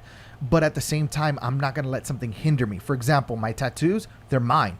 Most people don't know I have people tattoos. people look right? down upon tattoos. Correct. As well. And so I enjoy tattoos because it's art. It's for me. It's for me to enjoy, right? So I didn't put it on my neck or my arms, but you bet your butt, as soon as I'm done, I'm gonna be sleeved up, and I'm gonna be drinking my my whatever in front of my porch in my house in a country land, and playing my guitar or mixing it up and doing outdoor things. You know what I mean? Yeah. Again, it all boils down to people being overly judgmental. Yeah. Like, So that's what it all boils down Right. to. Like, And, again, and tell you, tattoos are more respected nowadays. But if I go to do an NFL event, they really don't want tattoos on me. It was in my rider when I went to go do an NFL event. Like, I can't have tattoos showing. I did the inauguration for Marshall Falk, and I can tell you right now that I could not have tattoos showing. that's interesting because they're all tatted up, and I work for 2 sports teams, and I was Right. tatted up. I mean, I'm a little bit more now, but I think Now, like some other events, they don't really care. But when I went to do that specific event, it was on my rider that specifically said the DJ that was chosen could not do it. One of the other DJs that they wanted couldn't do it because he had tattoos on him yeah, that's that were interesting. visible. I've never been told to cover my tattoos, Yeah. which is interesting. Thank goodness. Right. But it's happened to me. Yeah, that's crazy. yeah. I think I don't think people should judge people just how they look. Yeah. That's too much. Like, Speaking of, can we go into some world topics? yeah. All right, let's do it. All right, ladies and gentlemen, we're going to go into some world topics. I want to hear what your thoughts are on all these topics, man. We just had a deep one right there. Let's talk about something that just came up. The 16-year-old who got arrested for hacking the Miami-Dade County Public Schools. Okay, so he hacked the Miami-Dade County Public Schools. FBI, CIA, local police. Who else? Ariel, who am I missing? Secret Service, even Secret Service. Yeah. yeah. So The school crossing guards. basically, came out and got this 16-year-old from South Miami Senior High School, I believe is what it is, and really, what he did was he openly admitted, according to news sources, he openly admitted that he did do it, and he did about 7 different acts of blocking and attacking, the system, their internet and server system for the Miami-Dade County Public Schools. Okay. Well, number 1, he's in trouble. Right. Number 2, give him a job. Number 2, that's where I'm going. Number 2, I don't condone it, but give him a job. Yeah, This kid, definitely. like, you can better use your talent in a legal way. If you Yeah. can do this at 16, Yeah. somebody give this dude a job Yeah. where he can better use his brain and There's- talent yeah. in a much legal capacity. Yeah, there's definitely 2 things here. Give this kid a job, number 1, and number 2, whoever, the system administrator that was looking over those servers, I mean, you know what I'm saying, he messed up. He messed up, his cybersecurity should have been a whole lot stronger. Yeah, he had the password. whole 1 2 lot 3 4 stronger. 5. You know what I'm saying? 1 2 3 4 5. and y'all- 5 I mean, 4 3 if 2 this- 1. That was the password. And y'all giving me a crap for having my password here for my The only thing is, Man, your shit was long, dog. literally the only thing that this kid, I think, he didn't hack me. Right. that this kid could have done better is, hide his tracks. You know what I'm saying? Look, Nah, his yeah, IP address yeah, would have given it him is. away. It They is what would it they is. would have called up with him eventually. It is what it is. Look, you had a lot of people looking for this Yeah. kid. So he Yeah. got far. You know what I mean? He Yeah. probably covered up very well for him to get Yeah. this far. I think, Yeah. what, 2 days now? 2 Yeah, days probably before like they 2 caught him? days. And you got to understand, there was probably a massive team trying to get this guy. And they were probably thinking it was an older guy. Yeah. You know what I mean? Somebody, Yeah. a mid to young, 20s or 30s, hacking in their basement, just plugging away. But definitely, I mean, this kid is the future, man. Is the future of cybersecurity. Right. CIA, FBI, Let's go Homeland, whatever it is. Give him a job at TikTok. Let's go a little. Some of y'all won't get that joke. For the Chinese thing. No, for the you know how they hacked the president's thing. Yeah. I laid it out there for you. There you go. Yeah. All right. So let's go a little deeper in this. So I was reading the comments, from parents and persons on the board talking about this thing. They were extremely upset. They were saying that their kids are crying at home, that they're frustrated, that this is wrong, that this is so uncalled for. How could this be? They had a whole summer to plan this. Why is it happening? How do you guys feel about that? Well, I think most of these kids weren't at home crying, number one, because you got an extra 2 days to enjoy your time off before you had to crack down. I could see kids crying because my daughter, who's 4 years old, you missed her right before she came in. She gets frustrated when the system's not working because she wants to be there to see her friends. So I can see that, and I can also see a parent yelling at them because they're not paying attention because the thing's not working, and the kid's trying to get away with it. Maybe the parent really doesn't know how to use the system. Yeah, you asked my almost 3-year-old daughter if she's ready to go to school, and she was no, I want to stay home. I'm not ready. So yeah. So us growing up, if the system wasn't working, woohoo! I'm going outside to play. You know what I mean? They said they had the whole summer to plan it, blah blah blah, whatever, but they probably didn't plan for this to happen. Of course. No I mean, think about so it. Obviously, you go to multi-billion-dollar companies and they have issues too. You know what I mean? Like Zoom. You think Zoom was really like, we've been around for a little while. You think that they were ready to take on the world? Really, honestly, they're taking on the world. Man. Yeah. You literally became overnight the biggest thing to ever hit. Yep. Right. Yep. Because Microsoft's out there. Google Meetups is out there, but you hear everybody on what? 99% of the people on Zoom. Okay? Yeah. And it's really hard to come up with updates that are not going to glitch, that are not going to have issues, that people are not trying to hack, that people are not trying to see things. I expected the hacker to be like a pedophile, especially nowadays. Yeah. I expected them to be, hacking the system, to be looking at kids and what they're doing and, figuring out where houses are. And that was, because 2020 has ingrained that into my head. Yeah. And it just turned out to be a kid who was, using his skills. He was trying to skip homeroom. He was trying to skip school. And it worked. He didn't like his homeroom teacher. And it worked for 2 days. He said her feet smell. That kid became Project X overnight. Yeah, man. Give him a job. Bad thing is now he has a 3rd-degree felony. Got a record. He got a record. No. Yeah. It was 3rd degree on federal and then 1st degree misdemeanor. Yeah, then he has some misdemeanors and stuff. Yeah, so he's got a 50 count. His rap sheet is huge at 16. Like I said, that's he's got super street cred. That's not gonna matter, man. He's gonna do his time if he is, and then someone's gonna pick him up real quick. He's got more street cred than 6ix9ine. Someone's gonna pick him up real quick. He's not gonna do time. Yeah, that's crazy, man. Nah, he's not gonna do community service and yeah. And do you think parents stuff. were right being upset? I mean, people get upset about anything nowadays. Yeah. But I mean, do you feel it was right? Who's to say? I don't know. You don't know? I don't really know. Like, would I have been upset had that? If my daughter was in kindergarten or whatever it was, I don't know if I would have. Here's how I feel. Upset where I would have, expressed my outrage on social media and other sites and stuff like that. Here's how I felt. So my daughter goes to a charter school. Okay. The system, the administrators for Academica, well, damn, I shouldn't have said that. The administrators for the school system, you guys already know, didn't release the liability for the parents to log on with their name IDs. Okay.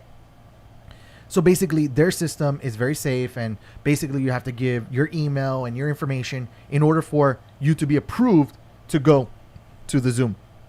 Mm-hmm. And what happened was I couldn't log my daughter in. So instead of being really upset about it, I did what a parent's supposed to do. I took out the paperwork. I asked the teacher, hey, is there anything that I can teach her?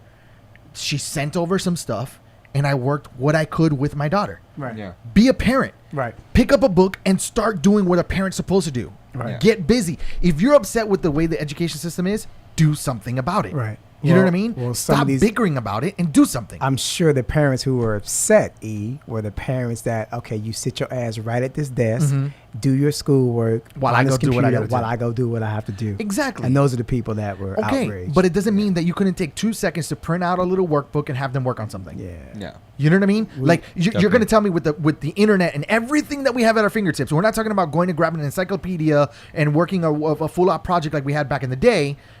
And I don't know how old you are, bro, but I'm picturing you about my age, right? You're in early 30s? Yeah, late 30s. Late 30s. Okay, so there you go. So yeah, I hooked you up. You know, we had that melanin skin, that black don't crack. It was also parents that said that they had to take the day off. Yeah, so what? Get over it. They were so It's upset. called being a parent. And you know what? There's laws protecting people for that reason. You can't get fired for that reason. Yeah. You know, they could, you know what I mean? Any private entity can do whatever the hell they want, but the chances are less likely. You know what I mean? The chances are less likely. Let's be honest. And you're going to tell me you couldn't do anything? Really? There's no solution to this problem? Come on now. Yeah. In my opinion, you need to stop being angry and start doing something. You're being part of the problem, not part of the solution. Right. I can sit there and complain about it, but did I resolve anything? Oh, I can't believe that they didn't do it, didn't have it ready. Okay, so what did I fix? Nothing. Absolutely nothing. Teaching starts at home first and foremost. So, you 100%. can't just expect your teachers to teach your 100%. child, X, Y, and Z. It starts at home. So, Yeah, like you definitely. said, like what you did, you are a great parent. Thank you. I appreciate You that. man. adapted, and you're like, okay, well, let me work on what I need to work on with my daughter Yeah. instead of her, Like, I didn't feel comfortable sending my daughter to school. Now there's kids that are at school. I Right. don't feel comfortable. So what did I do? I said, you know what? Bring her here, and I will work my schedule around everything else because my priority is my daughter. Yeah. She is my future. My future stopped when I had my daughter.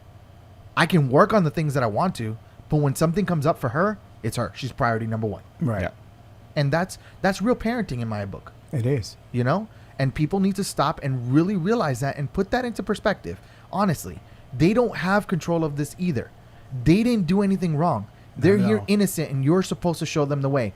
What's your way? Bickering online? No. That's what you're going to show Come them? on. Yelling at them because they're not sitting at the table by themselves? That's not gonna help. Or not sitting still? Come on, kids are kids. Yeah. And I feel bad for those parents that have children with autisms and a lot of, over, things that they have to go over and boundaries that they have to deal with. I really do sympathize with them. But there's help, people. Reach out. There's Google. There's all kinds of things. You can learn something by teaching somebody else something. As a matter of fact, I've learned some of my best work by teaching somebody else because it's keeping it fresh in my mind. If I have to work DMX, I'm teaching somebody while I'm working DMX because it refreshes my mind on certain things. If I'm DJing, I'm going to teach them, oh, listen, this is how you count your measures. You got 4 bars. You got an 8-bar intro. You got an 8-bar verse. If you started at the beginning of at the chorus, by the time you reach the end, you'll be at the start of the new verse on this track. That's how I sit there and teach somebody. You know what I mean? When I'm finding pitch, control, tempo, time, I'm going to teach them the fundamentals and basics. Turn off your laptop screen. Try to figure it out by ear.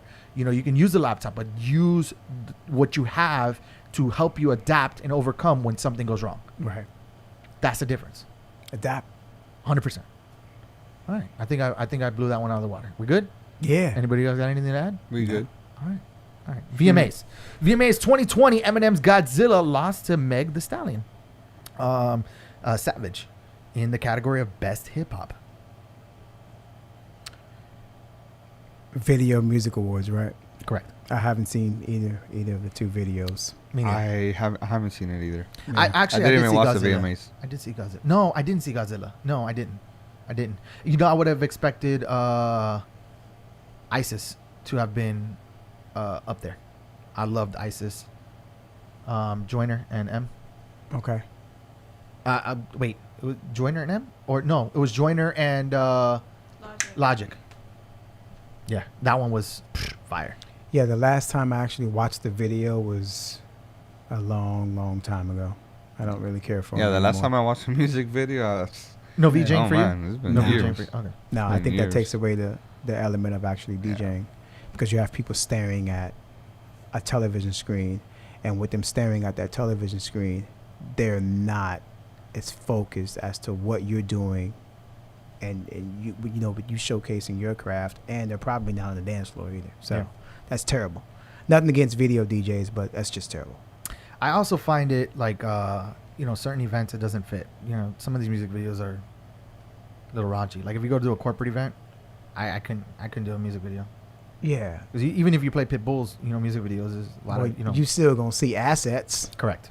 100%. That's why I haven't and jiggle shakies. Yeah, that's why I haven't watched the music video in forever. All right. Eric Morillo, I Like to Move It. DJ dies at 49. This comes after his arrest last month. He was due for court on this upcoming Friday. So if you don't know the story, basically he was accused of raping a girl, sexual assault, along with a lot of other things that were written on that paperwork. He voluntarily went into the precinct, and then he had a court date, and then he took his life. Oh, that's what came out? Correct. Okay. Wow. What do you think? Do you think that it had something to do with what was coming up? I most certainly do. Did you know the guy? I've met him. Yep, same here. But I didn't know him. I know a ton of people who know him. So the circle. Yes, I heard about the usage of multiple substances. Yeah. So I mean, it's in our circle. We can't we can't deny it. There's a lot of things that get passed around us. Agreed. But I mean, it's a sad, unfortunate situation, because when I spent time online, looking at all the tributes and stuff that our friends in the circle and other people were posting about him, I was like, man, that's pretty sad. So I mean, I don't wish death upon anybody, but at the same time, sometimes you gotta face the music. You know what I mean? Like, I think he took the easy way out. You did the crime, do the time, man. You probably could have came out stronger at the end. I think at that point, it had like already damaged his reputation. Yeah. So that's and okay. and as a DJ, our reputation is everything. It's everything. 100%. So a lot of answers. That's why. That's my PC answer with that. Was it real PC? Was it? Yeah, it was mine. Okay. That was good. Yeah. It was good. Yeah, your publicist will be happy. All right. Officials say, nope, we got to skip that one. Publix has purchased over 11 million pounds of produce and 500,000 gallons of milk for struggling farmers and has donated it to food banks helping those in need. We like to, look at the good in everything as well. So we're not the news. For people who complain about Publix's prices, here you go. Yeah. Please don't ever complain again. First of all, they have great sales, like the BOGOs. They pay their employees every week. They pay their employees fair. Yeah. They have a great system. If you really want to make money in Publix, go into their stock. They have a private stock for employees. It is phenomenal. Like, I didn't know that. I've seen some families do very, very well. As a matter of fact, my uncle had stock in Publix, and he did very well. He was a butcher in the meat department at Publix for many, many, many years. So you're saying I should place my stock into Publix and not Fresco y Mas? I believe Publix has a private stock for their employees. But I like Fresco y Mas. They just snuck up on us. Like, where the hell did they come from? And the other thing too is CBS. And now it's like CBS and Mas. Everything's y Mas. It's Miami, man. Miami's Come on, crazy, bro. I love the city. It's great. It's crazy. It's psycho. We have some psycho people in here. No, we're extremely diverse. Yeah. Okay. His publicist is even happier right now. You see this? He's getting all the Cheerio points. A Florida man poses as a FedEx carrier is caught on camera stealing mail from Miami Beach apartments. Every time something starts with a Florida man, it's always bad, right? It's always bad, man. Yeah. Wow. Yeah, this is because we're so diverse. Right. This is pretty interesting. Like, I've never seen this before. Yeah. And I mean, why would you know, why would FedEx go through your mail anyways? Because you know what I'm saying? That should have been like a red flag for anyone. Well, apparently that's how he got caught. But Right? but he couldn't take the cyber attack route because that was taken by a 16-year-old. Yeah, for real. Chadwick Boseman, is that how you say it? Is that Boseman. Excuse Man, me, this Boseman. is sad, man. Chadwick Boseman from Black Panther passes away after a private 4-year battle with colon cancer. Here's what bothers me the most. That's crazy, man. Here's what bothers me the most about this. It is a super tragic event Yeah. for anyone to experience. What bothers me the most is that he was scrutinized for taking a picture of himself, and people decided to poke at him and make fun of him and say, post-COVID, after COVID, wow. it didn't Really? treat you well, and blah, blah, blah. Oh, wow. And the man was, you know, trying to make as many movies and do as much as he could in the industry and leave his mark on this world. And he did some phenomenal movies and some very powerful movies for the black community. And he did some phenomenal movies for just anybody in general who couldn't appreciate his movies. There's something wrong with you. And definitely, this is something like really sad because I mean, you don't even start screening for colon cancer till like you're 50. I mean, It's just, you know, it's he so- was what 39 years old when he died? 44. Right. So he died when he was 44 after 4 years. So he was 39, 40 years old when he got colon cancer. I mean, you know, as a 40-year-old, you probably don't even think about that yet. Right. no, absolutely not. So that's And you know that's what? sad, And it man. hit him fairly quickly because if you think Yeah. about it, within that time, Yeah. and he was struggling with his own demons and kept a Yeah. smile, man. Yeah, Right. And he definitely. kept a smile. That man left an I mean, impression. he on made all a these lot of movies while he was sick, man, Yeah. and nobody knew about it. nobody. That's crazy. Nobody. I man. respect him more That's crazy.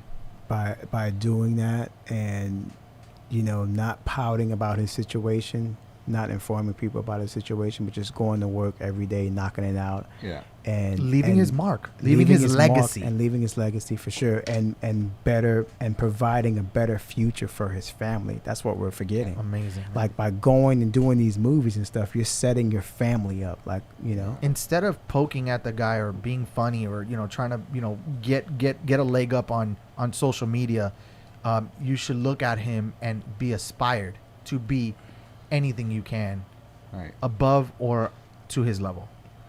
and that's with all of us being parents. You're a parent as well, Aaron? Yeah. So that's what we should do as fathers as well.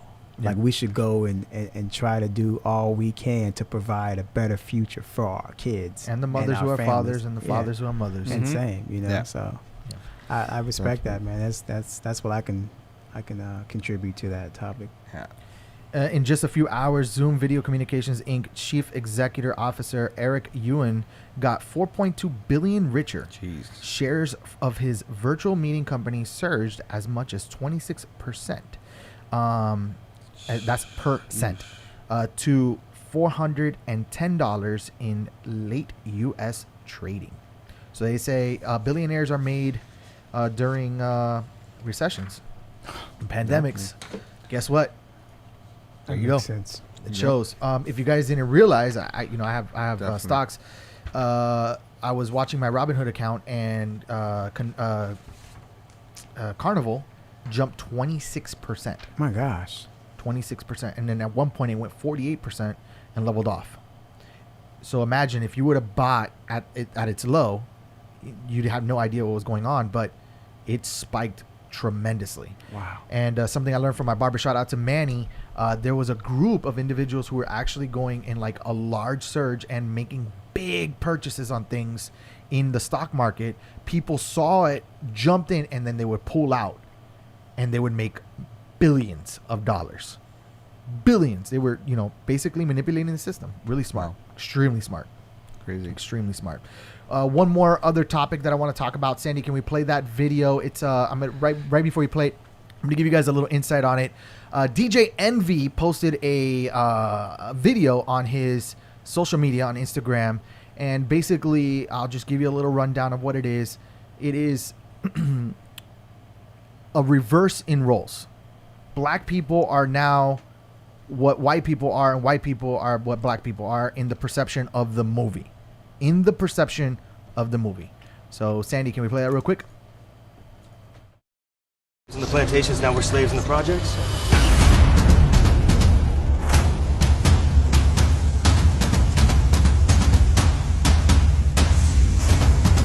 Why'd you stop me? Is this your vehicle? Well, we can't drive our vehicles around here no more without getting pulled over. Go ahead, fool. Turn the neighborhoods into jungles. Pull the trigger. Live like animals.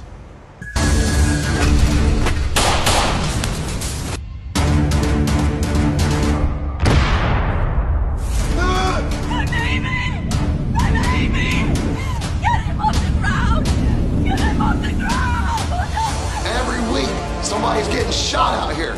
These people would just do the right thing. They wouldn't have these issues. You can't get involved with things like politics, poverty, race, or religion. We stand here today as mothers and fathers and sisters and brothers of our young men. Riots have broken out all across the nation. We have to separate ourselves from this gangster element. Doing justice and showing God's tender mercy begins with the preacher.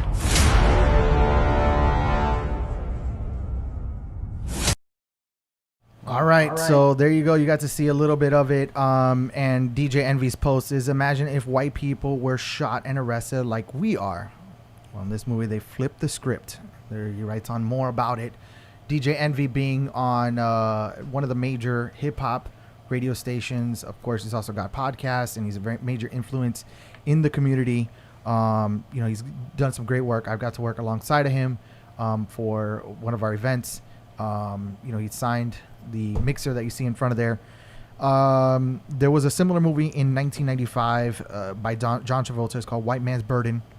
If you guys haven't seen it, I also got a lot of insight from a lot of friends. So I sent this to all of my friends. And before I get into that, I wanted to hear your guys' opinions. So we'll start with you, Dot. First off, shout out to Envy for that.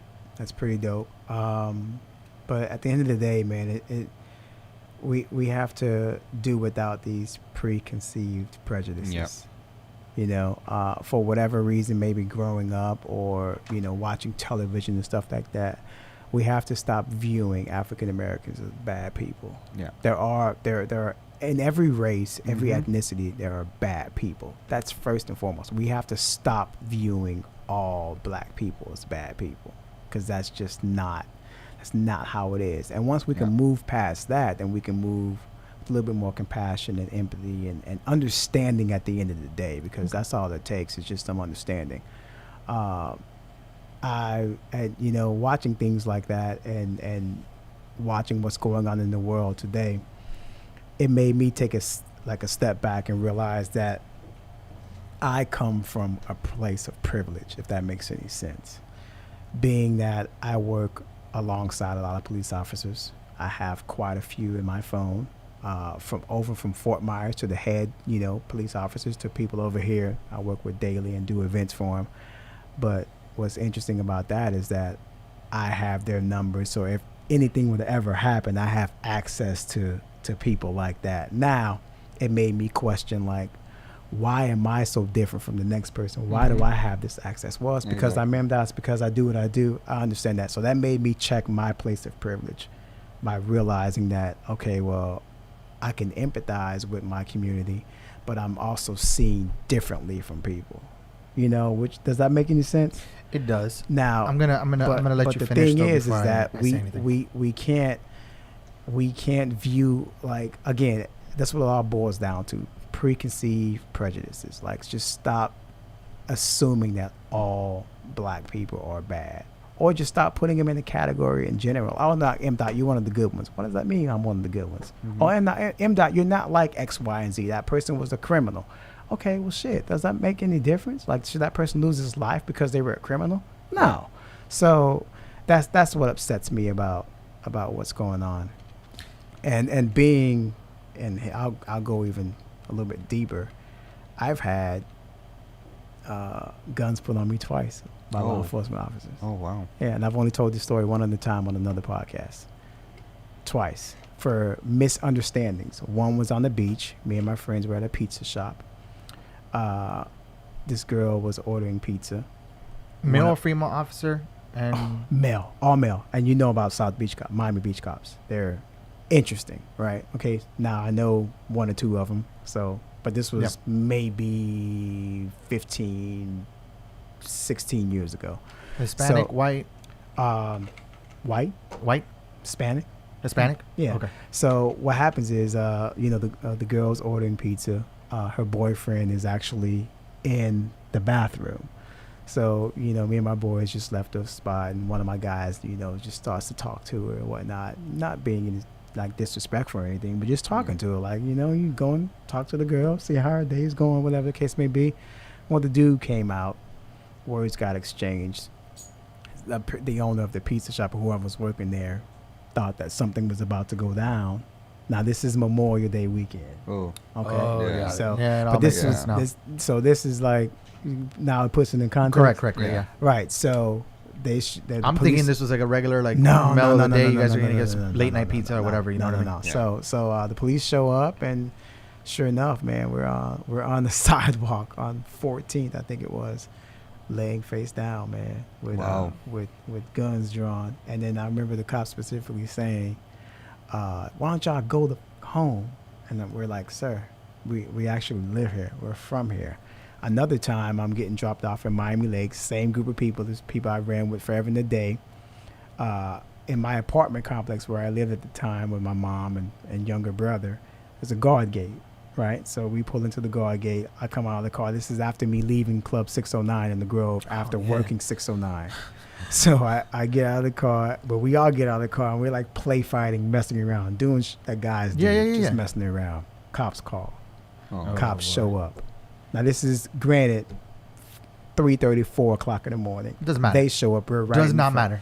Right. And same thing. Another so misunderstanding. Okay, but wait. Hold on. Let me get some pretext on that one, because that one I can see no reason why it should go wrong. So the cop shows up. Cops. What cops? Multiple. How many would you say? I would say 3 to 4. This was cars. a long time ago, right? Yeah. Okay, so 3 or 4 cars. I'm not going to expect you to know everything off the top of your head, but all male cops? That was one female. One female. Okay. When they approached you, there's usually one that approaches you straight on and 2 that goes side to side. Okay. When they approached you, what did the first one say? Oh, and get on how the ground. aggressive did he come? It was hella aggressive, because remember that He started with get on the ground. Get the F on the ground. Did he ever, when you guys were playing around, did he ever see you guys slap boxing, or at that time No. you guys were done? We were probably messing around. We were probably slap boxing. Not even slap boxing. Just do you shadow think they boxing. saw you when that was happening? They did not. I don't think they saw us. So what happened was the lady that lived. So by the right time there, they approached you, you guys were not boxing anymore. we or saw having fun. them. We saw them like when they pulled in with the lights and everything. Uh-huh. We were like, "What the hell's going on? Get on the ground!" So they get out of the car. Get on the ground. We get on the ground. And we're like, "Sorry, what the fuck's going on?" Right. And then they were like, "Oh, we got a call that some guys were out here fighting and doing this and that." I guess Miami Lakes was bad at the time. Right. And I'm like, "Sir, I actually live here." So I show them my address, and sure enough, it says 67th Avenue. Right. And we're like, "Oh, okay, well, you can just go home." And I was like, "Okay, well, that's the second misunderstanding where some shit has happened to me." Right. Yeah. And it's just brushed off like, okay, well, it's a misunderstanding. Well, there's a lot of misunderstandings going on nowadays. Yeah. 100%. And some of those misunderstandings could turn deadly. Yeah, can turn fatal. So, for sure. You said something that I want to bring to a point. Do you think that the black community looks at all white people as bad? I don't. Why would white people be viewed as bad? Is the question. You said white people look at black people poorly. So you're saying that if somebody looked at you poorly or wrongly, that you wouldn't have a feeling against white people. I said people look at what they need to stop doing is looking at black people in a negative light. That's that's white people. Like what do you consider Spanish people? That's everybody. Yeah. Okay. Exactly. We have to stop doing that. Now why is that? Because what they see on television. Okay. So do you see a lot of white people portrayed, like the negative stuff that's going on TV? Do you see them on television? And I don't see it. So here's some things that I've noticed media-wise. A black man gets shot in the back 7 times, okay? Couple days later, a white man gets shot, a Hispanic man gets shot illegally, completely wrong, in the complete wrong, and it never got national media. Okay. Okay? Yeah. So the same treatment goes throughout all of them. Now, it's a conversation I had with somebody, a celebrity. I cannot mention their name because they didn't give me permission about it, but you and I will have the conversation afterwards, and I'll show you, the talk. And the friends that I had on here, the way they felt about the video is the same way you felt. It's a good thing that they're putting it out there to bring awareness to those that need that. But for people like us who understand that it's wrong to begin with, it doesn't affect us. And we're like, why is there another movie? Right? That's how I kind of feel about it. Like, I don't need this information. I think it's wrong to be badgering either sides. I think that the bigger issue is something that you said. There's a lot of misunderstandings. Why are there misunderstandings? Why are they acting inappropriately? As someone who was in law enforcement, when I was working with Florida City PD, I am the minority. Okay? The majority was black. Right. So I got called Chico. I got called all kinds of names. So I've seen it from every single side. So I've been on the racial profiling. When I was in the Coast Guard, I got called a Cuban immigrant. Okay? That I was wrong. I got called a spick. I got called all kinds of things. Okay? So I've been on the receiving end. And one of my really good friends, who's listening to the show, we used to travel around, and he's black. I got to see what he went through. He got to see what I go through. He got it worse. I'm not going to say that black people don't get treated differently. It is 100% true. But as a law enforcement officer, some of the things that I heard somebody say, here's one of them. How are you going to tell me to stay in the car? I'm staying in the car. Obviously, I'm going to stay in the car. There are people who literally get out of their car. There are people who don't respect certain things and certain boundaries. So when an officer tells you, stay in the car, sit in the car, don't move, and you decide to move, there's repercussions to certain things. You understand? And I'm not saying that you have to be this perfect little innocent person. If you were speeding, take your ticket and move on. You understand? There's no reason to be belligerent. There's also no reason for a cop to be belligerent either. And I'm telling you, I've had my fair share, even in the law enforcement, even knowing the laws, right? I've had cops treat me very poorly straight from the get. And what do? I do the same thing that they're doing to me, except I turn on my camera, right? So I say, sir, with all due respect, there's a form of respect that you should be giving me right now. Who the do you think you are? Listen, first of all, that language is not necessary. If you're going to continue like this, you need to call a supervisor right now, right? You have certain rights. The guy never even called the supervisor because he knew he was in the wrong. You understand? And I know this, knowing it. So we should know our laws. The bigger issue in all of this is that police officers are not trained properly. I'm going to ask you the same question that I ask everybody else. Agreed. What is the difference between a SWAT officer and a police officer? SWAT handles more intense. No, training. What makes them a better officer than a regular police officer? It's training. Okay. Yeah. So how are you going to tell me somebody who goes to the academy for 6 months, comes out, comes out, does a year of probation under guys who are cliquey? Because I can call you, I'll make a phone call right now. We'll talk about how many cliques are in the police department. Okay, and how you get outcasted for being different, and how you get outcasted for not being the one who follows whatever rule or standard that they have going on inside the department, okay, or whatever boss that they have to get along with, okay, even though that they don't agree with what they're doing, they have to do those certain things to survive in their field. How are you going to tell me a guy who has that training to expect to know all the laws and respect everything that's going on and hasn't had the proper training? As a matter of fact, most cops, after they leave the department, after they leave the academy, gain weight. And the ones that don't end up going to the gym and end up on supplements, right? Because the first time you get into a good scrap with a guy who doesn't give a crap about his life, right? Who's been into serious jail, or who's been multiply put in arrest and has got out multiple times because our judicial system has failed us. You're going to tell me that guy's not going to want to defend himself? You know what I mean? So The bigger problem is we don't have laws protecting the cops. We don't have laws protecting ourselves, and everything follows under from the very top. The union protects the cops.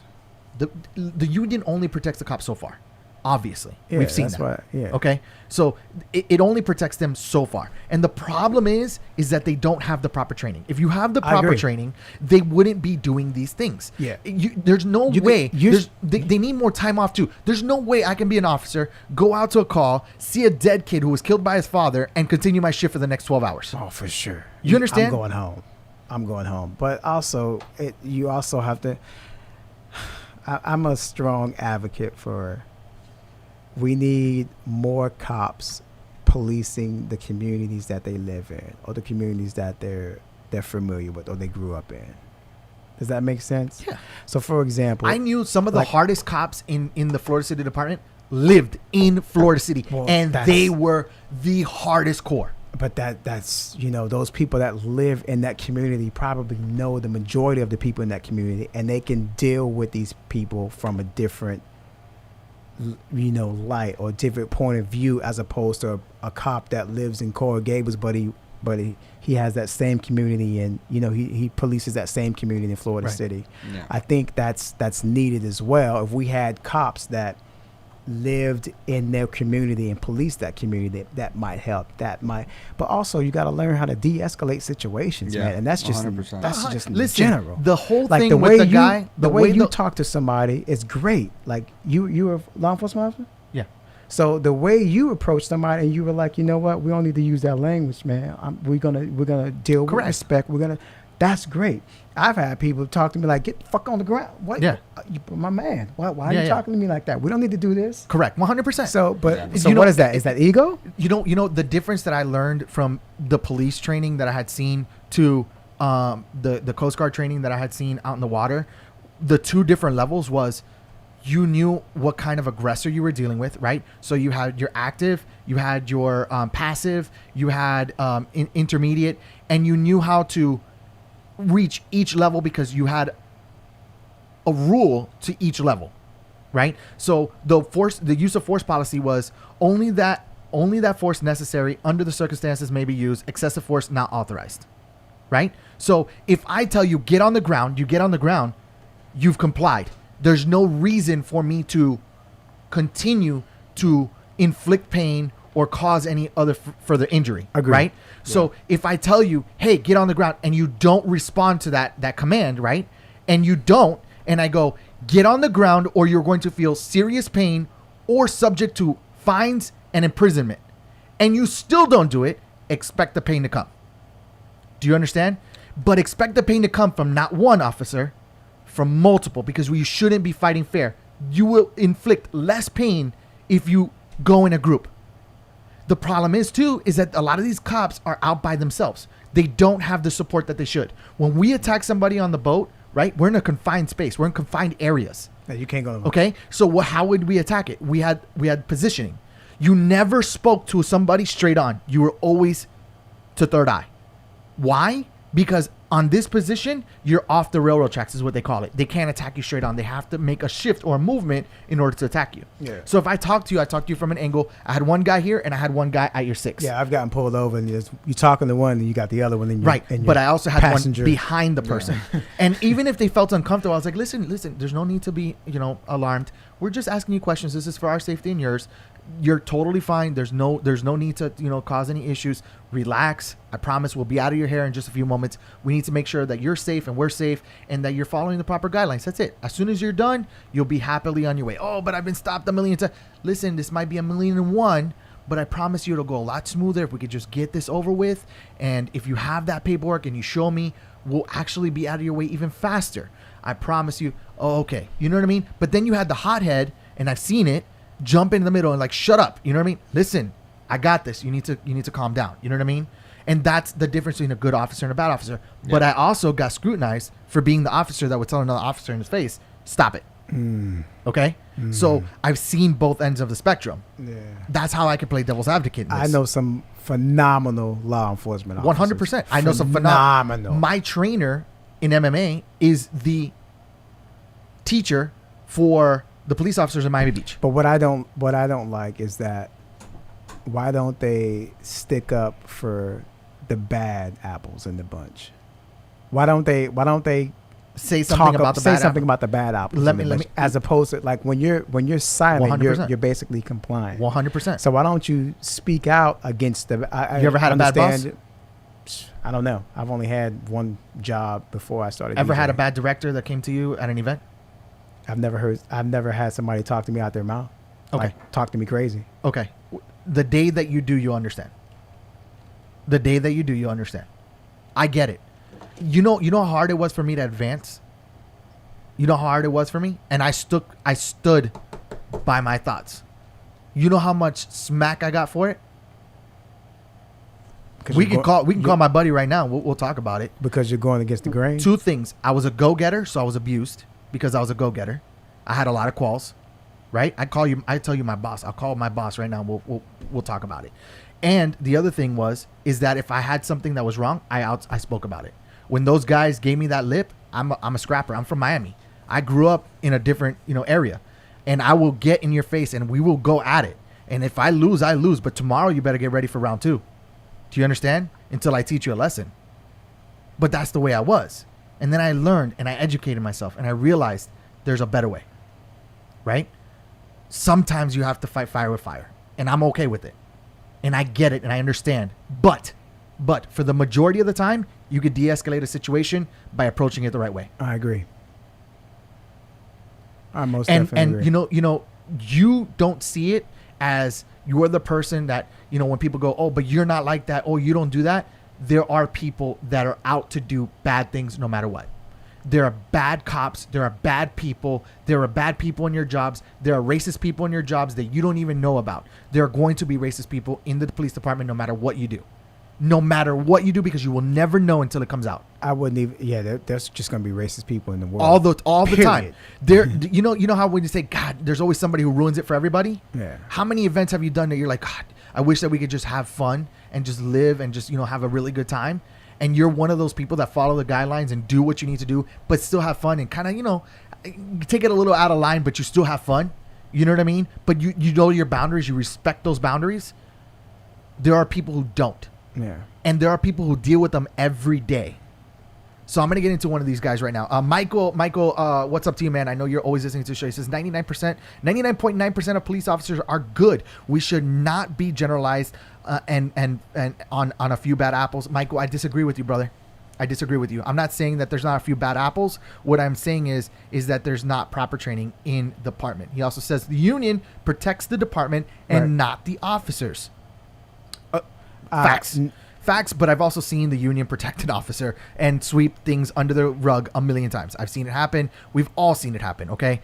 There are laws to protect you, and there are laws to protect criminals, and that's the problem. The laws are physically the problem. If I can go right now, right, and we say defund the police, how many people are going to pull out a phone before they help somebody?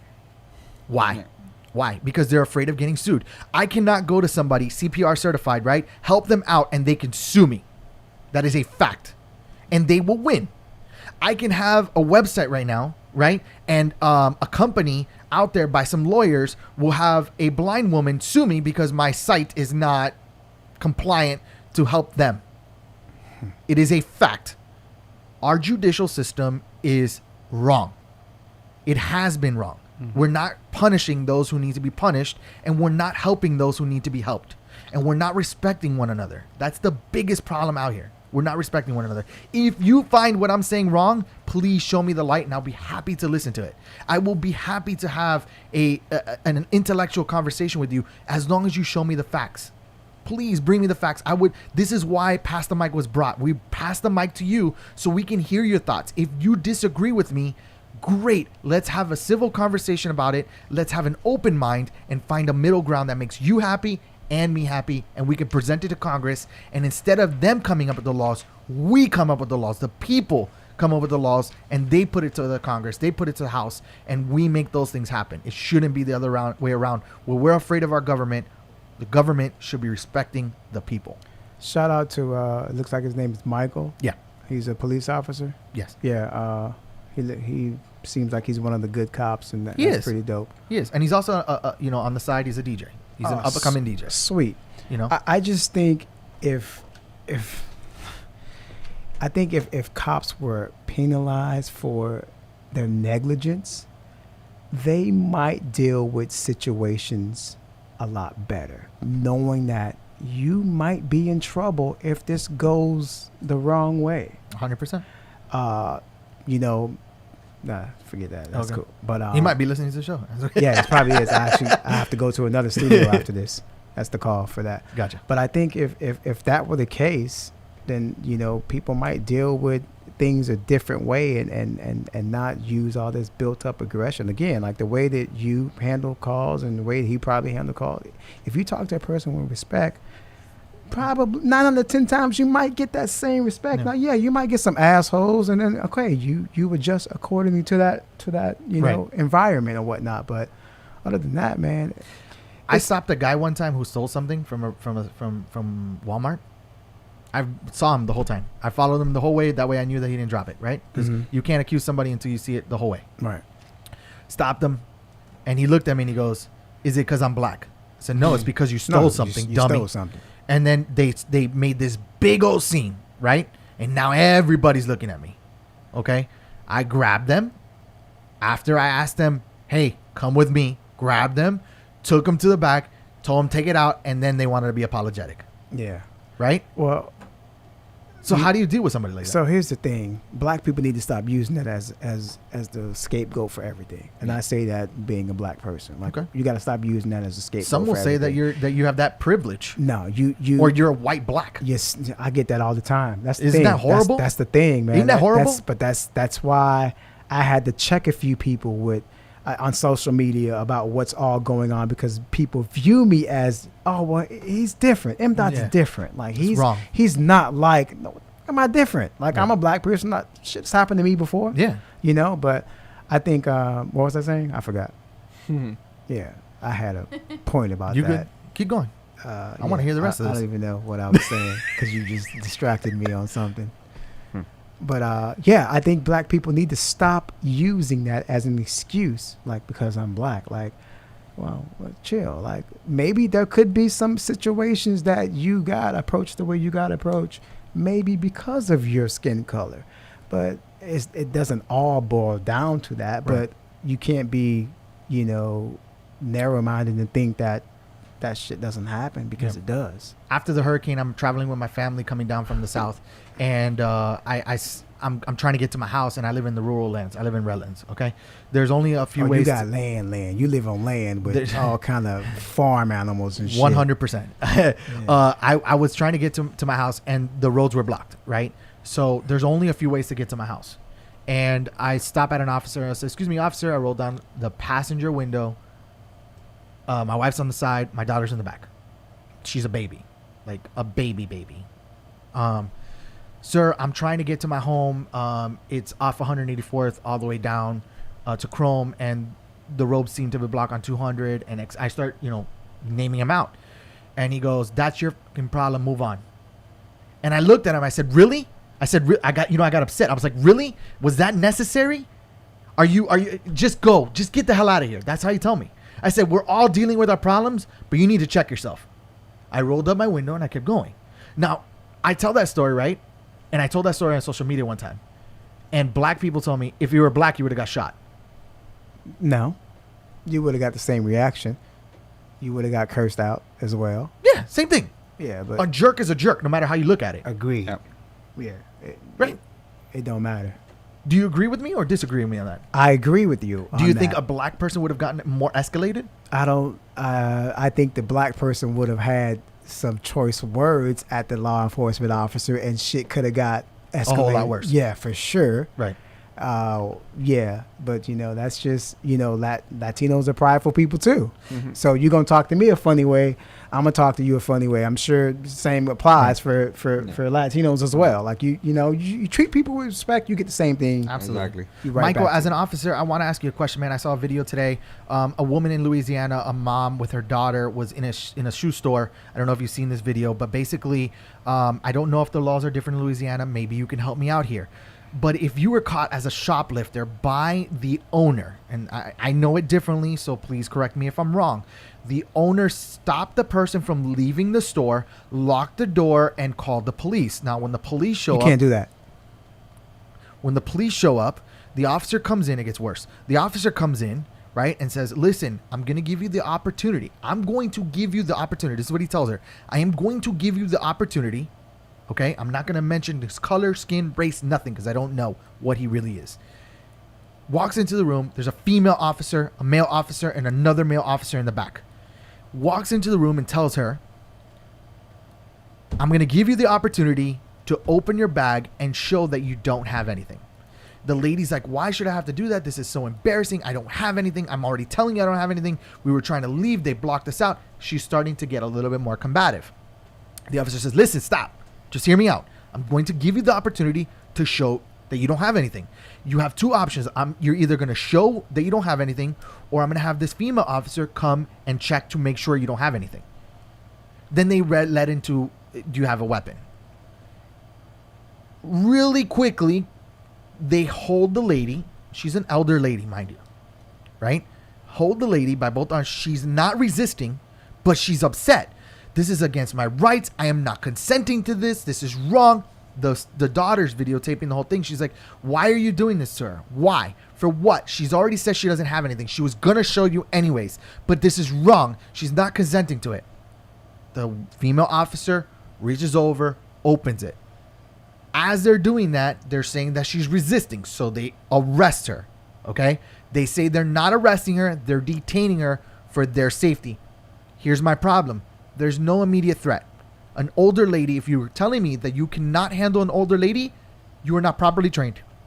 You did not know how to de-escalate the situation. I know time is money or whatever, but you're paid by the hour, and you're on salary, and your job is to protect and serve. Either way, no matter what, you should have respected the lady, and it should have been done differerly. I'm going to continue the story. They arrest the lady, or detain them, as they said. They open it, check her, while the store owner saying it's in her shirt, in her. She had a long, like kind of like jacket, like cardigan, I guess is what they call it, and they say it's in the pocket. They check the pocket, nothing. The male officer then goes to talk to the other, I'm assuming, owner or son of the building, and they're off to the side talking. The lady's like, I can't believe you guys are doing this to me. This is so wrong. It's because I'm black. It's because of this. It's because of that. And she's going off, and she's like, this is, and she's starting to get choked up and in tears. And I feel the sympathy. I'm at the point where I'm like, this is so wrong. This is so wrong on so many levels, right? And now the daughter's saying, why, if you found that she didn't have anything, why do you still have her in handcuffs? And she said, well, my partner's telling me just hang out and relax. How are you going to tell me to just hang out? This is so disrespectful. I am extremely embarrassed. This is very embarrassing for me. You don't understand. How would you feel if somebody came and violated you and checked you out and looked at you? And I started really sympathizing with this lady. I am really at the point where my blood is boiling. Okay? Can somebody please tell me, is that right? Michael, if you have this, if you could tell me, that would be great. My question is, can someone not see you steal something and still search you? First of all, they can't lock the doors on you. What do you think this is? You know, if somebody came into my store and vandalized it, and I'm blocking them, I'm protecting my space. You're blocking them. You're not. They lock the doors on them. They lock the doors. It's a fire hazard. 100%. Yeah, 100%. Yeah, but you're locking the doors while people are in it. Think about yourself as a store owner. If you legitimately saw it, whatever. At this point, even if the lady is handcuffed and you're the store owner and you realize she doesn't have anything on her, you might want to stop whatever's happening. You can literally tell the officer, hey, I don't want to file a complaint. Stop this right now. She did not. So it turned out I the lady don't know had what nothing, happened right? beforehand, whether they had words or not, but it turned out the lady did not have anything. Yeah. Okay. Well, the store owner's not going to come. The store owner's not going. She doesn't have a conscience. She's not going to be like, okay, well, you know what? I just messed that all up. So. Michael says, sorry, I haven't seen the video here in Florida. You can't be charged with shoplifting until you pass the cash register or leave the store without paying. That is true. That is the first part. But my part is, please explain to me, can an officer search you if somebody said that you stole something, can they search you? The rule that I understand is the same rule you have. they haven't passed the threshold of no return. So I understand that they can't search you because of that fact, even if you did steal something.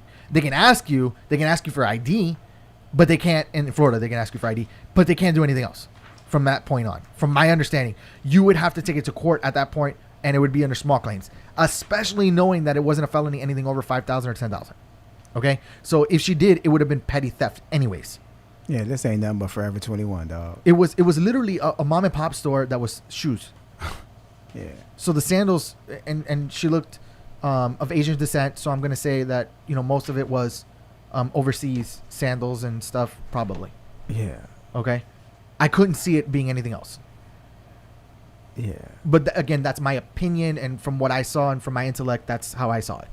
But I cannot see, without reasonably a doubt, that I have the authority or jurisdiction to search somebody. Well, I don't. That part. You don't have probable cause to search somebody. I get that, but I'm not even mad at the police officer for doing his or her job. I'm not even mad at that part. Really? I would start with the owner. There needs to be some kind of penalty for you falling. But you don't have a problem searching the person? You don't have the problem with the cop searching the person? I mean, but remember, the daughter said that she was going to show the cops anyway, eventually. Like, just to clear her name. Right, but she was upset about the situation. Would you not have been upset? I'm sure I would have. But I have a bigger problem with, again, the preconceived prejudice. Okay. That's from the store owner thinking that this person is in here stealing. Right. And I'm not going to say that the lady was racist or not. She never admitted to it, and I don't know. You don't have to say it. Like, but that's maybe she did put something in her pocket and then took it out. I have no idea. It doesn't matter. She didn't walk away with it. Correct. She could have put shit. I'll put this Gatorade in my pocket right now. And so I can't describe that the lady's prejudice. I just can't. I can say that. So why would she call the cops? Because she thought somebody stole in her store. Okay. Okay. I gotta go with that, because I cannot, without undoubtedly, with the presence in front of me, can say that lady is super prejudiced and super racist. I cannot say it because I don't know that person, right?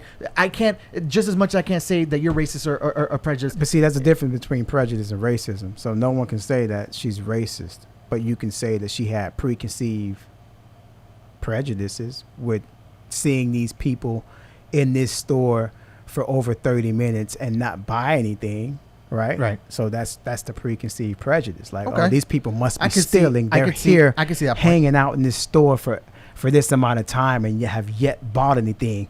They gotta be stealing. That's what you're thinking. And as a shop owner, that's what you think. Maybe that same shop has gotten hit in the past. 100%. No, several times. Don't disagree with you. Don't disagree with you at all. 100%. I can see that point 100%.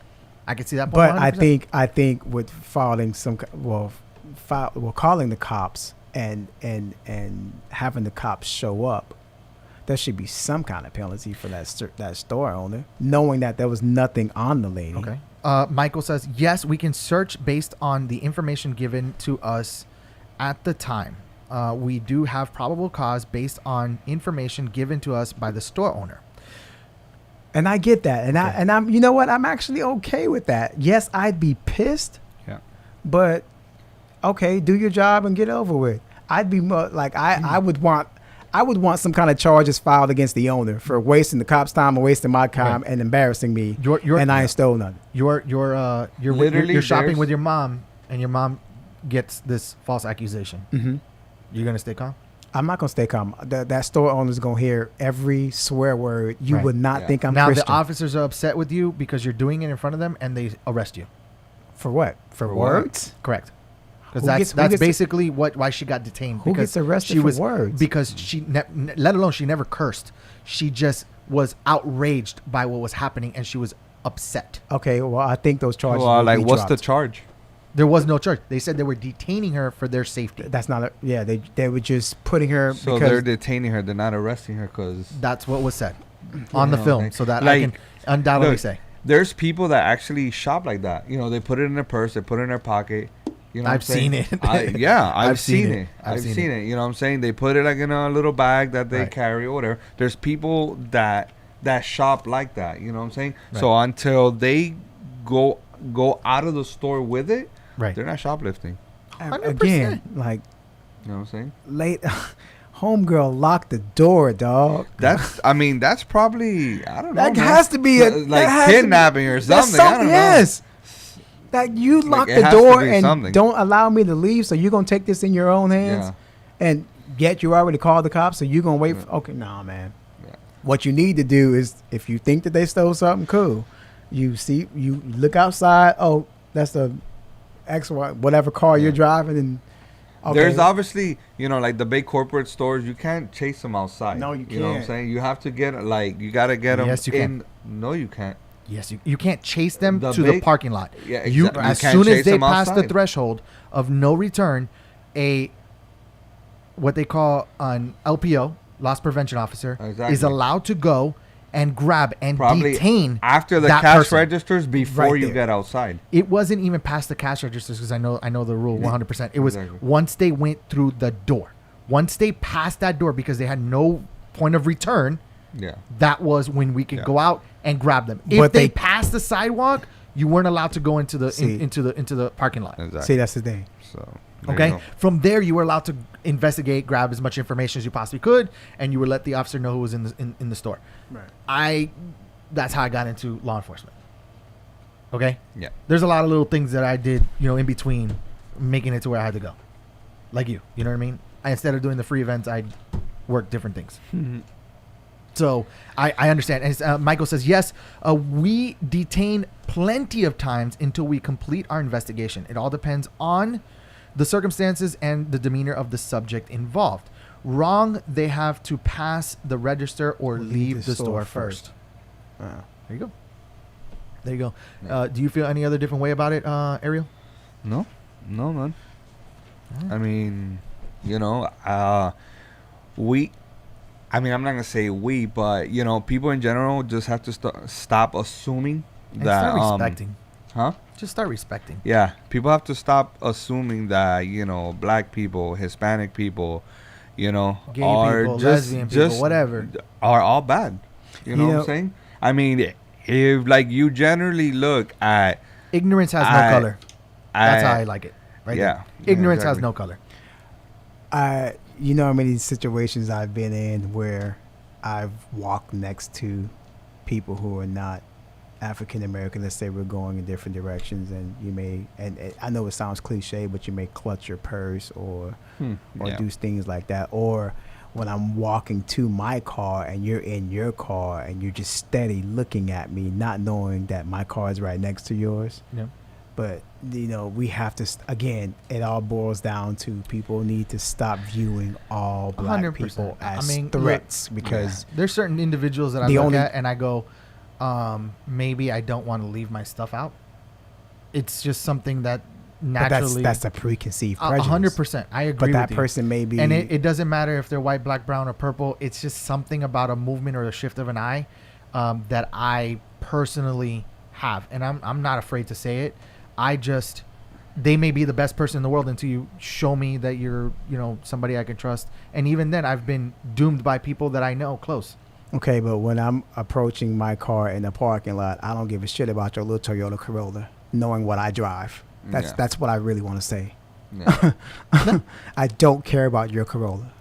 It's a good car, bro. So you need to chill with the whole locking the door or looking over. Just I don't care about what you got going on. I'm trying to get in my car. I hear you.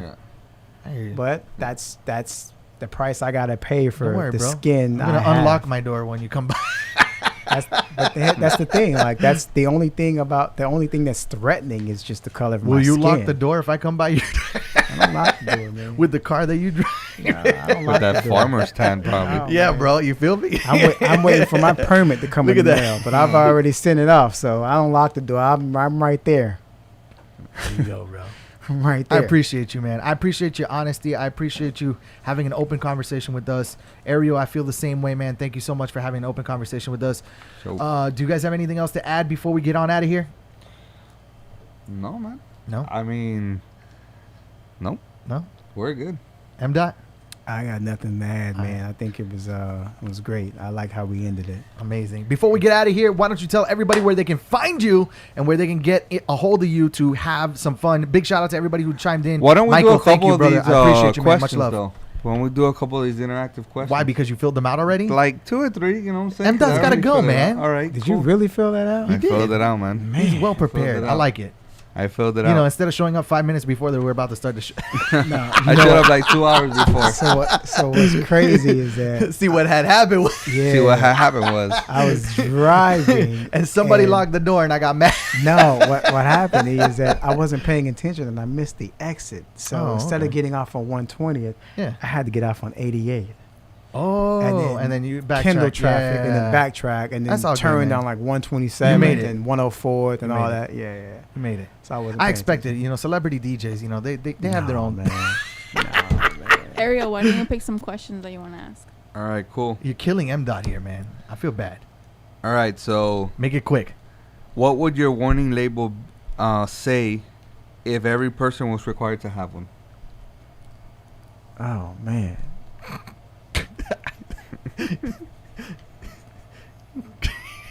Jeez, I didn't. That's, I know mine already. What's yours? Caution. Constant outbursts of crazy stuff coming out of his mouth. Hilarious. Mine would be warning, my days off. Okay. For those who know me, no, I days off. I'm just thinking of so much stuff, and I'm just like, yeah, okay. Warning. I don't even know. Warning, dangerous behind turntables. No, I think. Yeah. Warning, That's a good personality may rub off. All right, cool. And so, how about this one? If you were forced to create a new dance move, what would that dance move be called? Sandy, where do you come up with this stuff, man? My noggin. This is Where the does mind Sandy of come up with Sandy, this? bro. Yeah, Sandy. This is this reminds me a lot of radio. Sure does.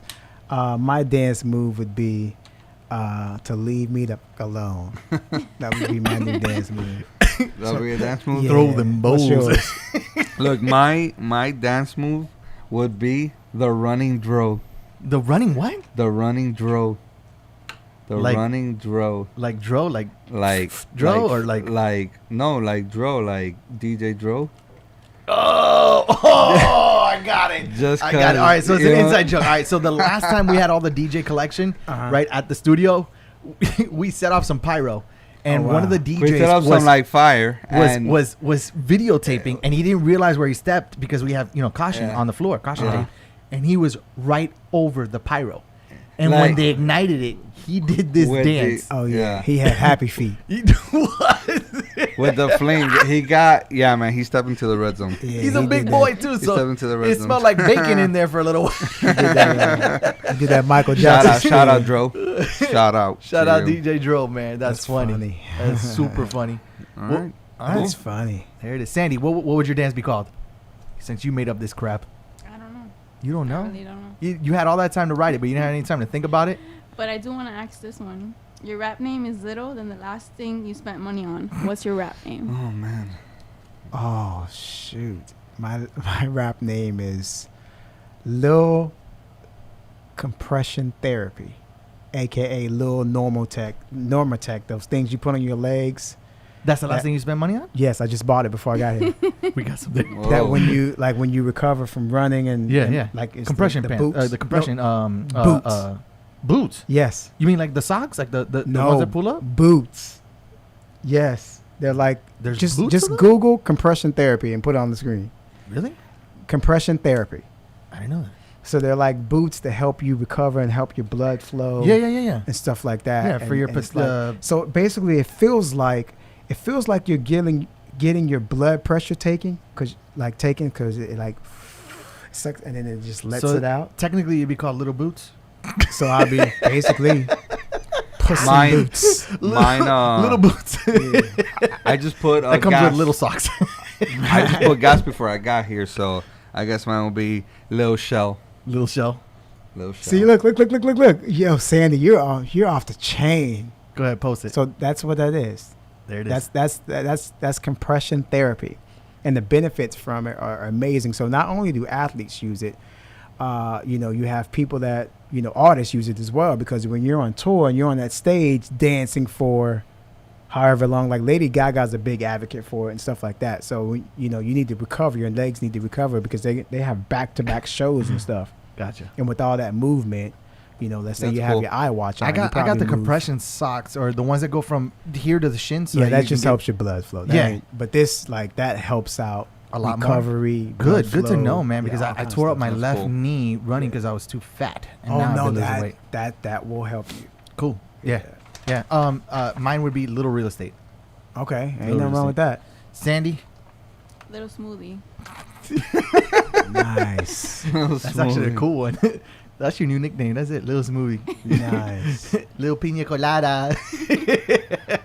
Ladies and gentlemen, thank you for tuning in. I appreciate you, all 22,000 listeners. We appreciate you. Much love for everybody out there always tuning in and listening to us. We really, really love it. We know that a lot of you always can't catch it live, but now since we changed the time, we expect a lot of you guys to share that time with your friends and family. Sandy, go ahead and put their social media platforms up there right before we get out of here. Shout out to Michael, who knows the price of what I just bought. $1,000. Hey, you don't have to say that. Yeah, I did, bro. You balling. You don't have to say that. You saved the money because you were driving a Corolla. Right. Don't worry, I'll humble you, bro. I'll humble you. I'm super humble. I come from nothing, man. I'm super humble. I took the bus. I didn't get my first car until the age of 20. What? Oh, but you lived in Miami Beach, right? 3. No, I grew up in Kendall my entire life. Oh, really? And then I moved to Miami Lakes. And then after that, I moved in Kendall. There's no bus stops out here. What do you mean? 88th and Kendall? You got right there. 88th and 152nd. 88th and Kendall is the same thing. 88th and what? 88th and 152nd. 88th and 152. Oh, okay. Yeah, you have that one bench right there. That bus takes you, and then you take the 104 when you want to go to Dade. But after that, there's only one other one off of 137th. Man, I took the bus for about a good 3 years. And back in the day, there wasn't that many bus stops. I took the bus. I took the 104 to Dade, and I took 88 because I used to work at a law firm and in the Daytran building, which is basically past Baptist. Those big buildings over there, right next to those new condos that they now put kids up. Will be like, why didn't you take an Uber? No, exactly. They didn't exist. Yeah, well, there you go, guys. Make sure you add them to your social media. These guys are amazing. Connect with Ariel at Confetti and Fog Effects. That's once again Confetti and Fog Effects. www.confettiandfog.com. Make sure you connect with M. of course, to keep track of everything that's going on and see this man in action. Make sure you go to one of the Heat games. Do you have any schedule out or the virtual thing? Anything that they can hear you? Well, tomorrow we'll Twitch be doing the virtual thing, but you can't really. All right, we're already locked in for that. So any new shows or anything that anybody can catch you on? That new podcast is coming, so just check me out on Instagram. Make sure you add him, and you can keep track of what he's got going on. Make sure you check out that Instagram. Instagram at DJ M. That's DJ M as in Mike, DOT. Like you're getting pulled over if you drive a truck. And tweet him at IamDJM.Facebook.com/DJ M. fan page. M. I appreciate you, man. Much love to you and your family. And Ariel, congratulations on the new marriage. Appreciate you as well. Congrats, man. Guys, ladies and gentlemen, Thanks, bro. this is Pass the Mic Podcast. Until the next episode, make sure you check us out each and every Thursday at 5 p.m. We have a full lineup coming up, and of course, we have some new celebrities that we're going to be dropping very soon, so keep it locked. And for those of you looking for a good laugh, make sure you check out the new episode of Two Eddies Don't Make a Right. Fridays in the morning, it's your morning wake up. It is Two Eddies Don't Make a Right. Until the next one, this is Pass the Mic Podcast. Sandy, the director, give him a big goodbye, Lil Smoothie. Thank you, everybody, for tuning in. There it is. Next Thursday. Next Thursday. Here we go. Sandy, hit him with the outro. Pass the mic. See you guys.